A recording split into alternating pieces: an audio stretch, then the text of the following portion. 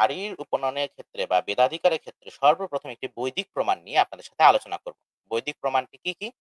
সেটি হচ্ছে যজুর্বেদের ২৬তম অধ্যায়ের ২য় যে মন্ত্র, সেই ২য় মন্ত্রে স্পষ্টতভাবে কিন্তু বলে দেওয়া হয়েছে, পরমেশ্বর বলছেন যে, হে মনুষ্যগণ, যেরূপ আমি ঈশ্বর অর্থাৎ ঈশ্বর বলছেন যে ব্রাহ্মণ, ক্ষত্রিয়, বৈশ্য, শূদ্র এবং তাদের যে স্বীয় স্ত্রী, সেবক আদি যারা রয়েছেন এবং উত্তম লক্ষণান্বিত অন্তজ অর্থাৎ তাদের কথা বোঝানো হচ্ছে যারা কিনা এই যে চতুর্বর্ণের মধ্যে পড়ছে না, বেদাদি মানছে না, বরং বলা যেতে পারে চতুর্বর্ণের বাইরে। বর্তমান সমাজ যদি আমরা প্রেক্ষাপটে দেখি, চতুর্বর্ণের বাইরেও বিভিন্ন মত রয়েছে যেগুলোকে আমরা ধর্ম বলে জানি। সেগুলো সমস্ত কিছুর এবং সর্বজনেভ্য অর্থাৎ সর্বমানবের জন্য এই সংসারে কল্যাণকারিণী বাচম ৪ বেদ রূপী বাণী উপদেশ করছে এবং আপনারও কি তেমন উপদেশ প্রদান করুন। তাহলে যজুর্বেদের ২৬তম অধ্যায়ের ২য় মন্ত্র দ্বারা ব্রাহ্মণ, ক্ষত্রিয়, বৈশ্য সমস্ত স্ত্রী এবং তাদের সাথে সম্পর্কযুক্ত যারা রয়েছে তারা এবং অরনায় অর্থাৎ যারা কিনা এই চতুর্বর্ণের মধ্যে পড়ে না, পাশাপাশি এটাকে সবগুলোকে একত্রে সামারি করে কি বলা হয়েছে, জানাইভ্য অর্থাৎ সর্বমানবের জন্য এই সংসার কি করছেন, পরমাত্মা কল্যাণকারিণী কল্যাণীম বাচম ৪ বেদ রূপ বাণী উপদেশ প্রদান করেছেন এবং আমাদের জন্য কি বলা হচ্ছে যে আপনারাও কি তেমন উপদেশ প্রদান করুন। এর পরবর্তীতে এই একই কথা মহর্ষি দয়ানন্দ সরস্বতী তার ঋগ্বেদাদি ভাষ্য ভূমিকার অধিকার অনধিকার বা অধিকার অনধিকার যে বিষয় রয়েছে এই অধ্যায়ে স্পষ্টতভাবে লিখেছেন। তিনি প্রশ্ন তুলেছেন যে স্ত্রী এবং শূদ্রাদির কি বাস্তবে কি বেদ পাঠের অধিকার আছে? তিনি উত্তর দিয়েছেন, হ্যাঁ, সকলেরই আছে। এই প্রসঙ্গে অনেকে সত্যার্থ প্রকাশের একটি বাক্য তুলে ধরেন যে সেই জায়গাতে সুশ্রুতর একটি উদ্ধৃতি দিয়ে মহর্ষি বলেছেন যে অনেক আচার্যের মতে শূদ্রের উপনয়ন হবে না, বরং তাদেরকে মন্ত্র সংহিতা ব্যতীত অন্য যা কিছু আছে পড়ানো যেতে পারে। তারা এই বিষয়টি খুবই সযত্নে এড়িয়ে যান। সেই জায়গাতে সুশ্রুত সংহিতা, আয়ুর্বেদীয় যে সুশ্রুত সংহিতা, তার একটি বক্তব্য তুলে ধরা হয়েছে এবং সেটির অনুবাদ মাত্র করা হয়েছে। মহর্ষি তার নিজের যে সিদ্ধান্ত তার ২ পৃষ্ঠা পরে এবং বিভিন্ন তার লেকচারে, বিভিন্ন তার বইতে এটি প্রকাশ করেছেন এবং তার মধ্যে ঋগ্বেদাদি ভাষ্য ভূমিকায় এই বিষয়টি নিয়ে আমরা কথা বলছি।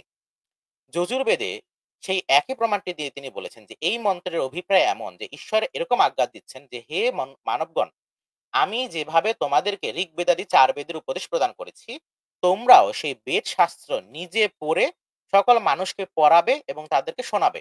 কেননা এই ৪ বেদ রূপ যে বাণী সকলের জন্য কি কল্যাণকারী এবং আবদানি জানাভ্য। এই ক্ষেত্রে ব্যাখ্যা তিনি কি করেছেন যে আমি সকলের জন্য বেদ শাস্ত্রে যেরকম উপদেশ প্রদান করেছি তোমরাও তেমন করতে থাকো। এখন কেউ কি এখানে বলতে পারেন যে এই মন্ত্রের মধ্যে কোথাও তো হচ্ছে স্ত্রী কিংবা হচ্ছে শুধুমাত্র দ্বিজের অধিকার আছে? মজার বিষয় হচ্ছে এই মন্ত্রের মধ্যে জনেভ্য শব্দটা যদি দ্বারা কেউ যদি শুধুমাত্র দ্বিজ বোঝায়, মূল মন্ত্রের মধ্যে ব্রহ্ম রাজন্যাভ্যাম শূদ্রায় চারয়ায় চ সায় চারণায় স্পষ্টতভাবে উল্লেখ করেছেন যে ব্রাহ্মণ, ক্ষত্রিয়, বৈশ্য, শূদ্র এবং তার যে ভৃত্য পুত্রাদি যারা রয়েছে সবাইকে কিন্তু এখানে অভীষ্ট। যেহেতু এই বেদ ঈশ্বর দ্বারা প্রকাশিত এবং সমস্ত সত্যবিদ্যার পুস্তক, তা সকলের জন্য কি হিতকারক হয়ে থাকে এবং ঈশ্বর রচিত যে পদার্থ রয়েছে তার দায়ভাগী মনুষ্য মাত্রই হয়ে থাকে। অর্থাৎ ঈশ্বর আমাদেরকে যা প্রদান করেছেন তাতে অধিকার সকলেরই আছে। তবে কিছু কিছু ক্ষেত্রে আমরা যেই জায়গাতে অনধিকার পাই সেটা আসলে কাদের জন্য? মহর্ষি দয়ানন্দ সরস্বতী সেই জায়গাতে ব্যাখ্যা করেছেন যে যদি কারো অনধিকারের প্রশ্ন থাকে তবে এমন হবে যে যাকে বোঝালেও কিংবা পড়ালেও সে বুঝতে পারে না, কিন্তু শুধুমাত্র জন্মগত কারণে বা অন্য কোনো কারণে নিষেধাজ্ঞার কোনো সুযোগ কিন্তু নেই। এর পরবর্তীতে আমরা যদি দেখি যে বেদ বেদান্ত ডক্টর মহানম্রত ব্রহ্মচারী, আপনারা সকলেই জানেন শ্রী জগৎবন্ধুর হচ্ছেন উনি ভক্ত। তিনি কি বলেছেন, তার বেদ বেদান্ত নামে একটি বই আছে, তার পূর্বখণ্ড, সেখানে তিনি বলেছেন যে শূদ্রের বেধাধিকা নেই। সেই পূর্বখণ্ডের পৃষ্ঠা নাম্বার হচ্ছে ১৪৪। সেই জায়গাতে আমরা কি দেখতে পাচ্ছি যে আচার্য শঙ্করও বলেছেন যে শূদ্রের বেদাধিকার নেই, অতএব বেদ পাঠ পূর্বক তাদের জ্ঞান জন্মাতে পারে না। এটি আপনি ব্রহ্মসূত্রের প্রথম অধ্যায়ের ৩য় পাদের ৩৮ নম্বর যে সূত্র তার ব্যাখ্যাতে শঙ্করাচার্য বলেছেন এবং তিনি কি আদেশ দিয়েছেন সেটাতে আমরা কিছুক্ষণ পরে আসব। স্বয়ং বেদ কি বলেন? দেখুন, ডক্টর মহানম্রত ব্রহ্মচারী কিন্তু অগ্নিবীরেরও না, আর্য সমাজের কেউ না, কিন্তু তারপরে তিনি যজুর্বেদের ২৬তম অধ্যায়ের ২য় মন্ত্রটি সম্পূর্ণ উদ্ধৃত করেছেন এবং মহর্ষি দয়ানন্দ সরস্বতী সত্যার্থ প্রকাশ থেকে অনুবাদটা নিয়েছেন। যে ভগবান বলিতেছেন যে, "আমি যেরকমন ব্রাহ্মণ, ক্ষত্রিয়, বৈশ্য, শূদ্র এবং তাহাদের আপন, আপন স্ত্রী, আ আত্মীয়, সেবক আদি অনাত্মীয় শত্রু সকলের জন্য কি বেদ আদি প্রদান করেছেন।" মজার বিষয় হচ্ছে এই জায়গাতে যে স্বীয় স্ত্রী যে ব্যাপারটা থাকে, এই জায়গাতে অনেকে কুতর্ক করার চেষ্টা করেন। যারা পৌরাণিক বন্ধুগণ যারা রয়েছেন যে এই জায়গাতে পরমাত্মার স্ত্রীর কথা বলা হচ্ছে বা এরকম কিছু তার সেবকের কথা বলা হচ্ছে। এটা যেকোনো সাধারণ মনুষ্য মাত্রই পঠন পাঠনের মাধ্যমে বুঝতে পারবেন এখানে ব্রাহ্মণ, ক্ষত্রিয়, বৈশ্য, শূদ্র তাদের কথা বোঝানো হয়েছে। পণ্ডিত সত্যব্রত সামশ্রমী যিনি কিনা বর্তমান বা আমাদের সময় আমরা জানি সবাই যে বিখ্যাত বঙ্গীয় সামবেদী একজন ব্রাহ্মণ ছিলেন। পাশাপাশি তিনি সামবেদের অনুবাদ বা বর্তমানে বলা যেতে পারে যতজন আমরা বঙ্গীয় বেদ পাঠী কিংবা বেদ নিয়ে কাজ করেছেন ব্যক্তিবর্গ পাই, তাদের মধ্যে ১ম সারিতে যদি আমরা ২-১ জনের নাম নেই, তাদের মধ্যে একজন তিনি থাকবেন। সেই সত্যব্রত সামশ্রমী তার নিরুক্তালোচনের ২য় সংস্করণের আমরা যদি পৃষ্ঠা নাম্বার দেখি, সেই পৃষ্ঠা নাম্বার হচ্ছে ১০৪ এবং ১০৫। সেই জায়গাতে স্পষ্টত শূদ্রস্য বেদাধিকার সাক্ষাৎ বেদ বচনামপি প্রদর্শিতম স্বামী দয়ানন্দেন বাৎসল্য সংহিতার ২৬তম অধ্যায়ের ২য় যে মন্ত্র এটি তিনি স্পষ্টতভাবে উল্লেখ করেছেন। অর্থাৎ মহর্ষির যে ভাষ্য, মহর্ষির যে সিদ্ধান্ত সেটিকে তিনি স্বীকার করেছেন। একই কথা যজুর্বেদের ২৬তম অধ্যায়ের ২য় যে মন্ত্র তার শ্রী আচার্য শ্রীরাম শর্মা যিনি কিনা গায়ত্রী পরিবারের, তিনি স্পষ্টতভাবে উল্লেখ করেছেন। কি উল্লেখ করেছেন?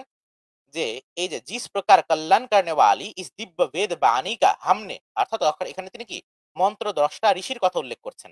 আমরা আগেই বলি আচার্য শ্রী রাম শর্মা কিংবা দামোদর সাতবলেকর এরা যদিও স্বতন্ত্র কিন্তু তারপরও শুধুমাত্র দুর্জন সন্তোষ ন্যায় অনুযায়ী অর্থাৎ তাদের বক্তব্যটা আমরা প্রমাণ হিসেবে দেখাচ্ছি এই জন্য যে এরাও কিন্তু শুধুমাত্র যে আর্য সমাজে স্বীকার করেছে তা নয়। এবং সেখানে তারাও বাচাম এই শব্দটাকে তিনি কি করেছেন? দিব্য বেদবাণীর উপদেশ সম্পূর্ণ ব্রাহ্মণ, ক্ষত্রিয়, বৈশ্য, শূদ্র, প্রিয়, অপ্রিয়জন সবার জন্য উপদেশ প্রদান করা হয়েছে। পদ্মভূষণ শ্রীপাদ দামোদর সাতবলেকর তিনিও কি করেছেন? এই মন্ত্রে একই রকম অর্থ করেছেন। যজুর্বেদের ২৬তম অধ্যায়ের ২য় যে মন্ত্র রয়েছে সেটি। এখন অনেকে প্রশ্ন করতে পারেন যে কলকাতার হরফ প্রকাশনী কিংবা হচ্ছে অক্ষয় লাইব্রেরি বা রামকৃষ্ণ মিশন প্রকাশিত যে বাংলা সহজপ্রাপ্য যে অনুবাদ রয়েছে সেই জায়গাতে মন্ত্রের নিম্নরূপ অনুবাদ আমরা পাই। সেখানে কি লেখা আছে? যেহেতু আমি ব্রাহ্মণ, ক্ষত্রিয়, বৈশ্য, শূদ্র, আত্মীয়, অনাত্মীয় সকলের প্রতি মিষ্ট কথা বলি, অতএব দেবগণের এবং দক্ষিণা দাতার আমি প্রিয় হব। আমার এই কামনা সফল হোক এবং এই ব্যক্তি আমার প্রীতি করুক। আর এই অনুবাদে দেখা যাচ্ছে যে সকলের বেদাধিকারের উল্লেখ কোথাও নেই। বিজন বিহারী গোস্বামী শুধুমাত্র সরল অনুবাদ করেছেন। অথচ আমরা যে অনুবাদটা আপনাদেরকে দেখাচ্ছি সেই জায়গাতে কিন্তু প্রত্যেকটি পদের অর্থ দেওয়া হয়েছে। আর এই অনুবাদে কোথাও কিন্তু মিষ্ট কথার কোনো উল্লেখ আপনারা কিন্তু আমাদের অনুবাদের মধ্যেও পাবেন। এই কথা কার এবং কে ব্রাহ্মণ, ক্ষত্রিয়, বৈশ্য, শূদ্র এবং বেদের এই কথা বলেছেন? তো যারা কিনা বিতণ্ডাবাদী রয়েছেন তারা উল্লেখ করেন যে এই মন্ত্রের ঋষি হচ্ছেন যাজ্ঞবল্ক্য। তাই ঋষি যাজ্ঞবল্ক্য মূলত এখানে সকল বর্ণের প্রতি মিষ্ট কথা বলে অপরকে মিষ্টি কথা বলার উপদেশ প্রদান করেছেন। এই কথাটি মূলত আমাদের আর্য পরম্পরার বিরুদ্ধ এবং নিতান্তই বাল্যসুলভ। কেননা ঋষিগণ মন্ত্র কর্তা নন, বরং মন্ত্র দ্রষ্টা। এবং অন্যাদি স্থানেও যেখানে মন্ত্র কর্তার শব্দটা পায় সেই জায়গাতে ব্যাখ্যাকারগণ মন্ত্রের ব্যাখ্যাতা কিংবা মন্ত্র দ্রষ্টা রূপেই উল্লেখ করেছেন। নিরুক্তের সপ্তম অধ্যায়ের ২য় খণ্ডে স্পষ্টত ভাবে বলা হয়েছে ঋষিনাম মন্ত্র দৃষ্টয় ভবন্তি, অর্থাৎ বেদ হচ্ছে ঈশ্বরীয় জ্ঞান এবং ঈশ্বরের বাণী স্বরূপ। তাই মন্ত্র দ্রষ্টাকে যদি কেউ মন্ত্র কর্তা ভেবে বলেন যে এই বাক্যটি মূলত ঋষি যাজ্ঞবল্ক্যের একজন ব্যক্তি বিশেষের তাহলে কিন্তু তিনি ভ্রমে পতিত হবেন। এর পরবর্তীতে অনেকে বলবেন যে মেনে নিলাম যে এখানকার কথাগুলো ঋষি যাজ্ঞবল্ক্যের নয়, তবে এই মন্ত্রে বেদের কোনো উল্লেখ নেই, বরং বাচম অর্থাৎ বাণী বা বাক্যের উল্লেখ রয়েছে। তাহলে এই মন্ত্র দ্বারা কিভাবে সকলের বেদাধিকার সিদ্ধ হয়? আমরা যদি আর্য গ্রন্থগুলো দেখি এবং যারা কিনা বিরোধ করেন তারা যদি আর্য গ্রন্থগুলি দেখেন তবে তাদের এরকম শঙ্কার উদ্ভব হওয়ার কোনো প্রসঙ্গ আসতো না। আমাদের স্বরদর্শনের অন্যতম বৈশেষিক দর্শনের একদম প্রথম থেকে যে ৩য় সূত্র, প্রথম অধ্যায়ের প্রথম আহ্নিকের ৩য় সূত্র, সেখানে বলা হচ্ছে তদ বচনাদা আমনায়াস্যা প্রামাণ্যম, অর্থাৎ ঈশ্বরের বচন আমনায় বেদ হচ্ছে কি পরম প্রামাণ্য। আর মুন্ডক উপনিষদে আমরা দেখব যে ৩য় মুন্ডকের প্রথম খণ্ডে ৪র্থ যে শ্রুতি সেই জায়গাতে কি বলা হয়েছে? বাগ বিবৃতাশ্চ বেদাহা। আমরা যদি অনুবাদ দেখি নিচে স্পষ্টত হবে লেখা কি যে অভিব্যক্ত যে বেদ বা শব্দ তার কি বাণী, এখানে রূপ অলঙ্কার হিসাবে কিন্তু পরমাত্মার যে বাণী রূপে কি বেদের উল্লেখ রয়েছে। অতএব আমাদের যে মন্ত্রের যে অনুবাদ এবং মহর্ষি দয়ানন্দ সরস্বতী সহ সকল আর্য ভাষ্যকার যে অনুবাদ করেছেন সেটা যে যথার্থ সেটা পর্যাপ্ত পরিমাণে সিদ্ধ হয়। অনেকে বলবেন যে এই মন্ত্রে বেদবাণী সকলের জন্য প্রদানের উল্লেখ করা হয়েছে, কিন্তু পাঠ করার অধিকার দেওয়া হয়নি। এই জন্য নারী এবং শূদ্র বেদাধ্যয়ন করতে পারবে না। এখন এটা একটা উদাহরণ দিই। ধরা যাক আপনার বাড়িতে আপনি কাউকে খাওয়ার জন্য নিমন্ত্রণ করলেন। কিন্তু সেই ব্যক্তি আপনার বাড়ি আসলে আপনি টেবিলের সামনে খাবার রাখলেন। কিন্তু সেই ব্যক্তি যখন খেতে শুরু করলেন, তখন আপনি বললেন যে, "আগে তুমি খাচ্ছ কেন? আমি তোমাকে খাওয়ার আমন্ত্রণ বা নিমন্ত্রণ দিয়েছি। খেতে তো বলিনি।" এখন আপনি যদি এরূপ আচরণ করেন, তবে লোকে আপনাকে পাগল ছাড়া অন্য কিছু বলবে না। তেমনি ঈশ্বর আমাকে বেদে যে নিমন্ত্রণ দিয়েছেন, বেদবাণী উপদেশ করার যে কথা বলেছেন, সেটা পঠন পাঠন ব্যতীত কি কখনোই সম্ভব নয়। এখন অনেকে এই জায়গাতে বলেন যে আপনার যুক্তি যথার্থ মানলাম, তবে একটা প্রশ্ন আছে যে এই গ্রন্থের মূল বা আমাদের যে আলোচনার মূল প্রতিপাদ্য বিষয় হচ্ছে নারীর বৈদিক কর্মাধিকার, এবং এটিকে প্রতিষ্ঠা করার জন্য আমরা যে মন্ত্র দিলাম সেখানে নারীবাচক কোনো শব্দ নেই। অথচ আমরা যে অনুবাদ দিচ্ছি সেই জায়গাতে সায় পদের অর্থ দেওয়া হয়েছে নিজের স্ত্রী। ফলে আমাদের যে দেওয়া যে অনুবাদ সেটা নিয়ে অনেকের সন্দেহ হতে পারে। আমরা একটা কথা বলি যে মহর্ষি দয়ানন্দ সরস্বতী তার যজুর্বেদ ভাষ্যের তিনি কি করেছেন? হিন্দি এবং উভয় ভাষাতে বেদ ভাষ্য করেছেন। তার যজুর্বেদের সংস্কৃত ভাষাটা হচ্ছে মূল। হিন্দিটা তিনি কিছু, কিছু অংশগুলি সংশোধন করে দিয়েছেন। কিছু, কিছু অসংশোধিত রয়েছে। যা কিনা পরবর্তীতে পন্ডিত ব্রহ্মদত্ত জিজ্ঞাসু, তারপর সুদর্শন দেব তারা কি করেছেন? এগুলোকে সংশোধন করেছেন। আমরা তার এখানে শুধুমাত্র হিন্দি ভাষ্য থেকে অনুবাদ দিয়েছি। এবং সেই জায়গাতে সংস্কৃত ভাষ্যের মধ্যে মহর্ষি সায় শব্দের অর্থ করেছেন স্বকীয়ায়, অর্থাৎ স্বীয় বা নিজস্ব। এখানে সায় শব্দের অর্থ উবট এবং মহিধরের যদি আমরা উভয় অনুবাদ দেখি সেই জায়গাতে তারা করেছেন আত্মীয়, এবং একজন পুরুষের জন্য তার স্ত্রী অপেক্ষা অতি আপন বা আত্মীয় কেই বা হতে পারে। যেরকম মহাভারতের আদি পর্বে ৭৪ নম্বর অধ্যায়ের ৪১ নম্বর শ্লোকে স্পষ্টত ভাবে বলা হয়েছে, অর্ধম ভারিয়া মনুষ্যস্য ভারিয়া শ্রেষ্ঠতমা সখা, অর্থাৎ একজন স্ত্রী হচ্ছে তার কি আরেকজন পুরুষের অর্ধাংশ, এবং ভার্যা বা তার পত্নী হচ্ছেন কি পুরুষের সর্বশ্রেষ্ঠ মিত্র। এবার আমরা আসি অথর্ববেদের ১১তম কাণ্ডের পঞ্চম। দাদা আরেকটা ব্যাপার একটু মিস করেছেন। হ্যাঁ, বলো। দাদা এই মন্ত্রের কিন্তু দেবতা হচ্ছে ঈশ্বর। তো এই যে যারা এই আমি বা এই জাতীয় দিয়ে কাকে বোঝায়, তো এটা তো স্পষ্ট যে মন্ত্রের বিষয় যদি দেবতা হয়, তাহলে এই মন্ত্রের প্রতিপাদ্য যে বিষয় সেটা তো ঈশ্বরের বাক্যই প্রতিপাদিত বিষয় হচ্ছে, তাই না? হ্যাঁ, এখনো ওই যে তারা মাঝে মধ্যে হচ্ছে বিভিন্ন যেরকম সবিতা যদি থাকে সেটাকে তো তারা ঈশ্বরবাচক না হিসেবে নিয়ে অন্য দেববাচক নিতেই পারে। দুজনের তো ছলের অভাব হয় না। শুধু জমজমই আহ, যে বিপদে পড়ছে। এই আমরা এখনই করি যে নারীর এবার উপনয়ন বা বেদাধিকার অন্য প্রসঙ্গগুলিতে যাই। অথর্ববেদের ১১তম কাণ্ডের ১৫ নাম্বার যে ৫ নাম্বার যে সূক্ত তার ১৮ নাম্বার মন্ত্র, সেই জায়গাতে আমরা কি দেখতে পাচ্ছি যে ব্রহ্মচার্যেন কন্যা ইউবানম বিন্দতে পতিম। সেই জায়গাতে কি অর্থ করা হয়েছে যে ব্রহ্মচার্যেন ব্রহ্মচর্য অর্থাৎ কি পণ্ডিত ক্ষেমকরণ দাস ত্রিবেদী তার অর্থ করেছেন বিদ্যাধ্যয়ন এবং ইন্দ্রিয় নিগ্রহ দ্বারা কন্যা অর্থাৎ কামনা যোগ্য যে পুত্রী তিনি কি করেন যুবা অর্থাৎ ব্রহ্মচর্য দ্বারা বলবান পতিকে লাভ করেন।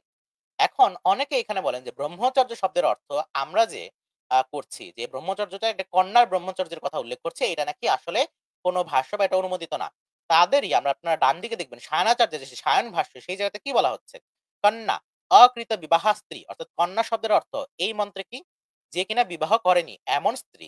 ব্রহ্মচারিয়ম অর্থাৎ চরন্তি ব্রহ্মচার্যেন যুবানম, এখানে কি বলা হচ্ছে আমরা যদি অনুবাদটা দেখি, जिसका विवाह नहीं हुआ ऐसी अकृत विवाह स्त्री ब्रह्मचर्य का पालन करती हुई। এখন এই জায়গাতে ব্রহ্মচর্য যে পালন করতেই হুই ব্রহ্মচর্যের পালন সেটাকে ব্যাখ্যা কি করা হয়েছে রামগোবিন্দ ত্রিবেদী তিনি কি উল্লেখ করেছেন অনুবাদে, যে পরপুরুষের আদি পরচিত্ত নেই, অর্থাৎ পরপুরুষের প্রতি আকৃষ্ট নয়। এটা হচ্ছে নারীর ব্রহ্মচর্য রূপে তিনি ব্যাখ্যা করেছেন। আর আমরা কি করছি যে বেদাধ্যয়ন এবং ইন্দ্রিয় নিগ্রহ, তাহলে আমরা যে বেদাধ্যয়ন এবং ইন্দ্রিয় নিগ্রহ করছি সেটার অর্থটা কতটুকু সঠিক সেটা আমরা দেখি।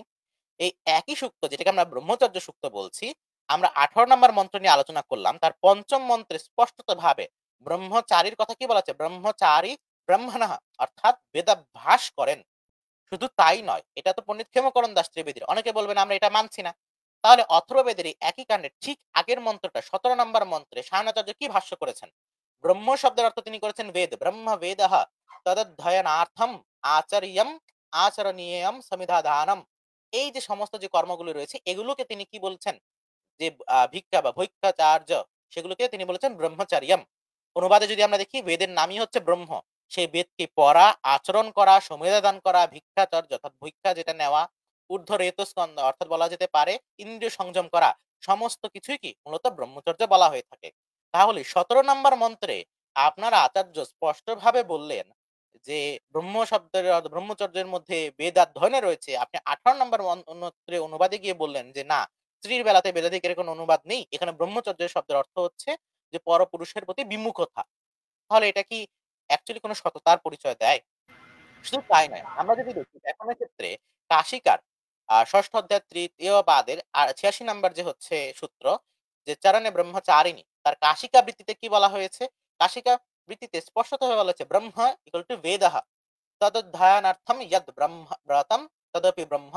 আর এই যে তচ্চরতীতি ব্রহ্মচারী, ব্রহ্ম অর্থাৎ বেদ, এবং সে যে অধ্যয়ন করে, তার ব্রত ধারণ করে, তার আচরণ করে, তাকে বলা হয়ে থাকে ব্রহ্মচারী। আমরা কাশিকাতেও কিন্তু এটি পেলাম। এর পরবর্তীতে অষ্টাধ্যায় চতুর্থ অধ্যায়ের প্রথম পাদের 66 নাম্বার যে সূত্র, তার যে কাশিকা বৃত্তিতে স্পষ্টত ভাবে কি বলা হচ্ছে যে অর্ধয়ু ব্রাহ্মণী, অর্থাৎ ব্রাহ্মণীর কথা এখানে বলা হচ্ছে যে অর্ধযু কি তার ব্রাহ্মণীও হতে পারে, নারীর কিন্তু এখানে আমরা উল্লেখ পাচ্ছি। ব্রাহ্মণী শব্দের অর্থ এখানে উল্লেখ আমরা দেখি। শুধু তাই নয়, অমরকোষ পৌরাণিকদের অত্যন্ত হচ্ছে বিখ্যাত অভিধান, তার তৃতীয় যে কাণ্ড, তার নানার্থ বর্গের 114 নাম্বার যে শ্লোক, তাতে বলা হয়েছে কি বেদস্তত্যম তপ ব্রহ্মা বিপ্র প্রজাপতি, অর্থাৎ ব্রহ্মণ যে শব্দটা রয়েছে তার কি কি অর্থ হতে পারে, সেখানে স্পষ্টতভাবে প্রথম শব্দটাই দেওয়া হয়েছে কি বেদ। অর্থাৎ ব্রহ্মচারী বলতে যিনি কিনা বেদাধ্যয়ন এবং ইন্দ্রিয় নিগ্রহ করেন, এবং সেটা যে নারীর জন্য অনুমোদিত, এটা বেদে সরাসরি আমরা প্রমাণ করলাম। এই জায়গাতে যেহেতু বেদ দ্বারা প্রমাণ হয়ে গিয়েছে, আমাদের বাকি প্রমাণগুলো হচ্ছে গৌণ প্রমাণ। যদি বাকি প্রমাণগুলো কেউ নাও মানতে চায়, সেই ভেদ প্রমাণ মানতে সম্পূর্ণ কি একদম বাধ্য। এবং ডক্টর তুলসীরাম শর্মা অথর্ববেদের 11তম কাণ্ডের পঞ্চম সূক্তের ব্রহ্মচর্য যে সূক্ত, তার শুরুতে ভূমিকাতে উল্লেখ করেছেন, the sukta is relevant to both boys and girls as is clear from mantra 18, যেই মন্ত্রটা আমরা আগে 18 নম্বরে উল্লেখ করেছি, যে এই সূক্তটা নারী এবং পুরুষ অর্থাৎ বা ছেলে এবং মেয়ে উভয়ের জন্য কি প্রযোজ্য, যেটা কিনা 18তম যে মন্ত্র তার থেকে প্রমাণিত হয়। যদিও ব্রহ্মচারী শব্দটা আত্মা শব্দের মতো আহ প্রয়োগ করা হয়েছে, কিন্তু তারপরও কি এটা সকলের জন্য প্রযোজ্য। আর ব্রহ্মচারী বলতে এখানে যদি পুরুষবাচক আমরা ধরি, সেটা হচ্ছে তাদের জন্য বলা হয়েছে যে যারা কেন রুল এই এই যে the pronoun is for brahmachari is he which does not rule out the brahmacharini, যে ব্রহ্মচারী যে প্রোনাউন শব্দটা রয়েছে, এই শব্দটা নারীর বাচক না হলে পরেও এটা নারী বাচকত্ব যে অর্থ সেটাকে কি করেনি, নিষ্কাশিত করে দেয়নি, বা সেটাকে অগ্রহণযোগ্য বলে না। যেরকম কিনা আত্মান শব্দটা যদিও পুরুষবাচক হয়ে থাকে, তারপরও এটা কিন্তু আত্মার ক্ষেত্রে কিন্তু আমরা জানি আত্মার কি হয় না, কখনো লিঙ্গভেদ হয় না। তারপর এটা কি গ্রামাটিক্যালি আমরা পুরুষবাচক হিসেবে আত্মান শব্দটাকে প্রয়োগ করে থাকি। ব্রহ্মচারী শব্দটা দ্বারাও পুরুষ এবং স্ত্রী উভয়কেই কি বোঝানো হয়ে থাকে। ব্রহ্মচারিণীর যে ব্যাপারটা, তা ব্রহ্মচারীর মধ্যে অন্তর্নিহিত ভাবে উপস্থিত আছে। এবং শেষে কি বলা হয়েছে, যে আলাদা আলাদা যে তাদের গুরুকুল, সেটার উল্লেখ করা হয়েছে। মহর্ষি দয়ানন্দ সরস্বতী তার পুনা প্রবচনের 12তম দিবসের ইতিহাস বিষয়ে উল্লেখ করেছেন যে প্রাচীনকালে আর্যদের মধ্যে গার্গী মৈত্রীয়দের ন্যায় বিদুষী নারী জন্ম লইয়াছে, এবং তাদের জন্য কি বলা হয়েছে, যারা বর্তমান সময়ে নানা রকম বিরোধিতা করেন। স্পষ্টত ভাবে বলা যে নারীর বিদ্যা লাভের অধিকার নাই, সে শূদ্রের তুল্য। অর্বাচীন পণ্ডিতদের পাগলামি ভরা যে বক্তৃতা, তা আপনারা মোটেই যেন না শোনেন, এবং মুহূর্তেই তার খণ্ডন করে ঝেড়ে ফেলবেন। এবং এই বক্তব্যটি আমরা আজকে যারা আমাদের লাইভ দেখছেন তাদেরকেও একইভাবে উপদেশ প্রদান করব, যে আপনারা বাকিদের কথাটা এভাবেই অ্যাভয়েড করবেন। এইবার দাদা পুরোহিত একটা প্রমাণ অ্যাড করতে চাই দাদা, একটা প্রমাণ আপনি মিস করেছেন, সেটা হচ্ছে ওই যে শঙ্করাচার্য ব্রহ্মচর্য শব্দের কি অর্থ করে, সে একটু প্রমাণটা অ্যাড করতে চাচ্ছিলাম। হ্যাঁ বলো। আমি আচ্ছা, কি আমরা ওটা না উল্লেখ হয় করব? আছে, আমরা তো স্লাইড গুলো তৈরি করে আমার স্লাইডের থেকে দিয়ে দেবেন, তারপরে তোমার যেগুলো আছে তখন আমরা হচ্ছে সম্পূর্ণ পিডিএফ গুলো খুললাম আবার। দাদা আমি কি উল্লেখ করব এটা? হ্যাঁ, উল্লেখ করে রাখো। আচ্ছা, শঙ্করাচার্য তার যে কঠোপনিষদ যে ভাষ্য লিখেছেন 1-2-15-তে, ভালো করে খেয়াল করবেন, কঠোপনিষদ 1-2-15, সেখানে তিনি ব্রহ্মচর্য শব্দের যে অর্থ লিখেছেন সেখানে লিখছেন গুরুকুল বাস লক্ষণম অন্নদবা ব্রহ্ম প্রাপ্তরথম, অর্থাৎ গুরুকুলে বাস অথবা ব্রহ্ম পরমাত্ম বেদকে লাভ করার জন্য যে যে কাজ করা হয় তাই হচ্ছে ব্রহ্মচর্য। এখন প্রশ্ন হলো যে যদি ব্রহ্মচর্য অর্থ এটা হয় যে গুরুকুলে বাস বেদোধ্যায়ন তার জন্য যে আচরণ, সেই ব্রহ্মচর্যের অধিকার তো বেদ নারীদের দিচ্ছে, তাহলে এতেও প্রমাণিত হচ্ছে যে নারীদেরও সেই ব্রহ্মচর্য লাভে বেদাধিকার, বেদ পাঠ আদি বা গুরুকুলে বাস সবকিছুরই অধিকার রয়েছে। দাদা কন্টিনিউ করুন। এর পরবর্তীতে আমরা যেই জায়গাতে বিরোধিতা পাই তার প্রধানতম হচ্ছে উৎস যদি আমরা দেখি পুরোহিত দর্পণ এবং অন্যান্য পুরাণ গৌণস্মৃতি, যেটা সম্পর্কে আমরা ইতোমধ্যে আলোচনা করেছি। পুরোহিত দর্পণের ক্ষেত্রে আপনি দেখবেন যে শূদ্রাচমন এখানে উল্লেখ করা হয়েছে যে শূদ্র দিগের বেদ মন্ত্রে অধিকার নাই, স্ত্রী লোক দিগের বেদ মন্ত্র অধিকার নাই। তাই বিধি হইতেছে যে অতএব স্ত্রী শূদ্র প্রণব অর্থাৎ ওঙ্কার সাহা প্রভৃতি বেদোক্ত মন্ত্র উচ্চারণ করিবে না, ব্রাহ্মণ পাঠ করিবে, কার্য বিশেষে শূদ্রাদি কেবল মন্ত্র শ্রবণ করিবে। দেখো এই জায়গাতেও কিন্তু মন্ত্র শ্রবণ এক প্রকারে তিনি মেনেই নিলেন, এবং কার্য বিশেষে পৌরাণিক মন্ত্র পাঠে স্ত্রী এবং শূদ্রগণের অধিকার আছে। বেদ মন্ত্র যদি পুরাণ পঞ্চম বেদী হয়ে থাকে, পুরাণ যদি পঞ্চম বেদতুল্যই হয়ে থাকে, তবে পৌরাণিক মন্ত্র পাঠে অধিকার আছে, বেদ মন্ত্রে অধিকার নেই। সেটা কি ডাবল স্ট্যান্ডার্ড না? শতপথ ব্রাহ্মণের দ্বিতীয় যে কাণ্ড, তার পঞ্চম অধ্যায়ে প্রথম ব্রাহ্মণের যদি আমরা 11 নাম্বার যে কন্ডিকা রয়েছে তাতে দেখি, সেখানে বলা হচ্ছে সরস্বতী স্ত্রী এবং পূষা পুরুষ। এই কথাটি আমরা দুটি কিন্তু যে প্রশ্নার বৈ সরস্বতী, অর্থাৎ পূষা যে রয়েছে তাকে বলা হচ্ছে পুরুষ, এবং যে ইয়োষা বা সরস্বতী তাকে বলা হচ্ছে, ইয়োষা বলতে কি বোঝানো হয়? স্ত্রী। তাহলে আমরা সরস্বতী কিন্তু এখানে সরস্বতী শব্দের অর্থ যে স্ত্রী হতে পারে সেটা কিন্তু আমরা বুঝলাম।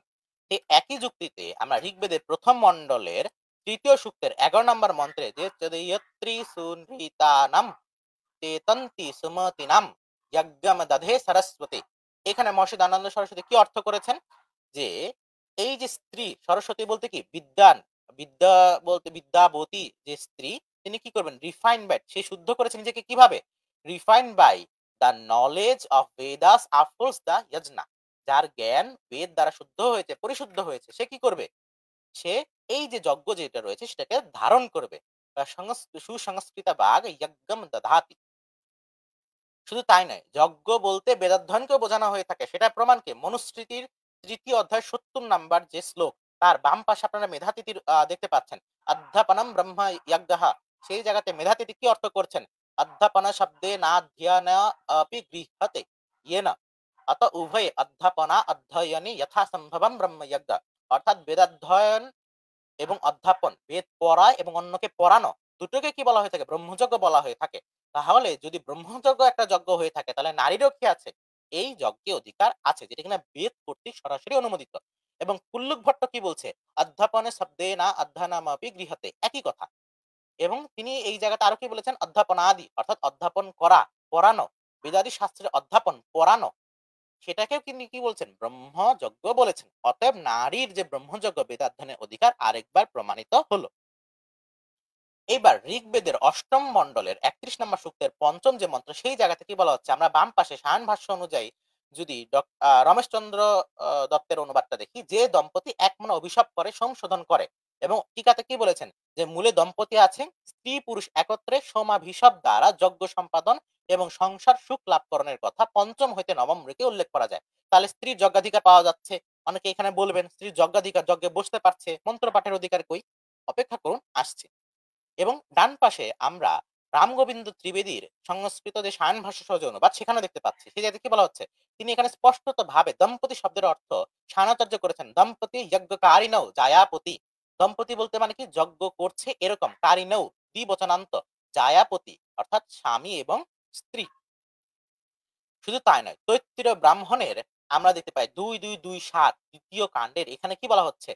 যজ্ঞ বা এষঃ ইয় আপত্তিকঃ, অর্থাৎ যজ্ঞ কি অযোগ্য হবে কোন জায়গাতে? যদি সে অপত্নী, অর্থাৎ কোনো ব্যক্তি যদি স্ত্রী ছাড়া যজ্ঞ করে তবে সেটা কি অযোগ্য, অর্থাৎ যজ্ঞ হবে না। এবার ঋগ্বেদের ষষ্ঠ যে মন্ডল, তার 49 নাম্বার সূক্তের সপ্তম যে মন্ত্র, সেই জায়গাটাতে যদি আসি, সেই জায়গাতে সরস্বতী বীরপত্নী ধ্যেয় ধাত, অর্থাৎ সরস্বতী বলতে কি বীরপত্নীর কথা উল্লেখ রয়েছে। এই জায়গাতে কি অনুবাদ আমরা দেখতে পাচ্ছি? সেইখানতে লেখা আছে বীরপত্নী সরস্বতী। বীর পত্নী, পত্নী শব্দের অর্থ কি? বীর পত্নী শব্দের অর্থ আমরা সায়ন ভাষ্য অনুযায়ী দিই। পত্নী শব্দের অর্থ অনেকে রক্ত খাবি যাবে, অনেক কিছু করতে পারেন। সায়ন ভাষ্যের মধ্যে কিন্তু বীর পত্নী বলতে কি বীর প্রজার প্রতি এরকম করা বলা হচ্ছে।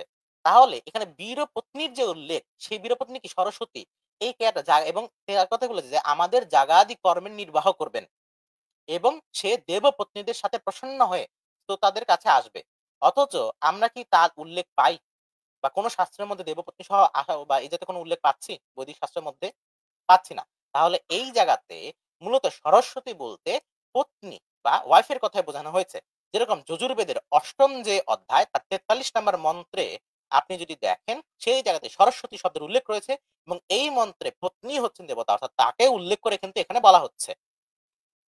তার পরিবর্তে এবার আমরা গুরুত্বপূর্ণ জায়গাতে চলে আসি। যজুর্বেদের ২য় আমরা স্রোত প্রমাণে আছি। স্রোত প্রমাণ যদি থাকে সেই জায়গাতে শ্রুতি প্রমাণ বলুন বা বাকি যত প্রমাণ আছে সবগুলি গৌণ।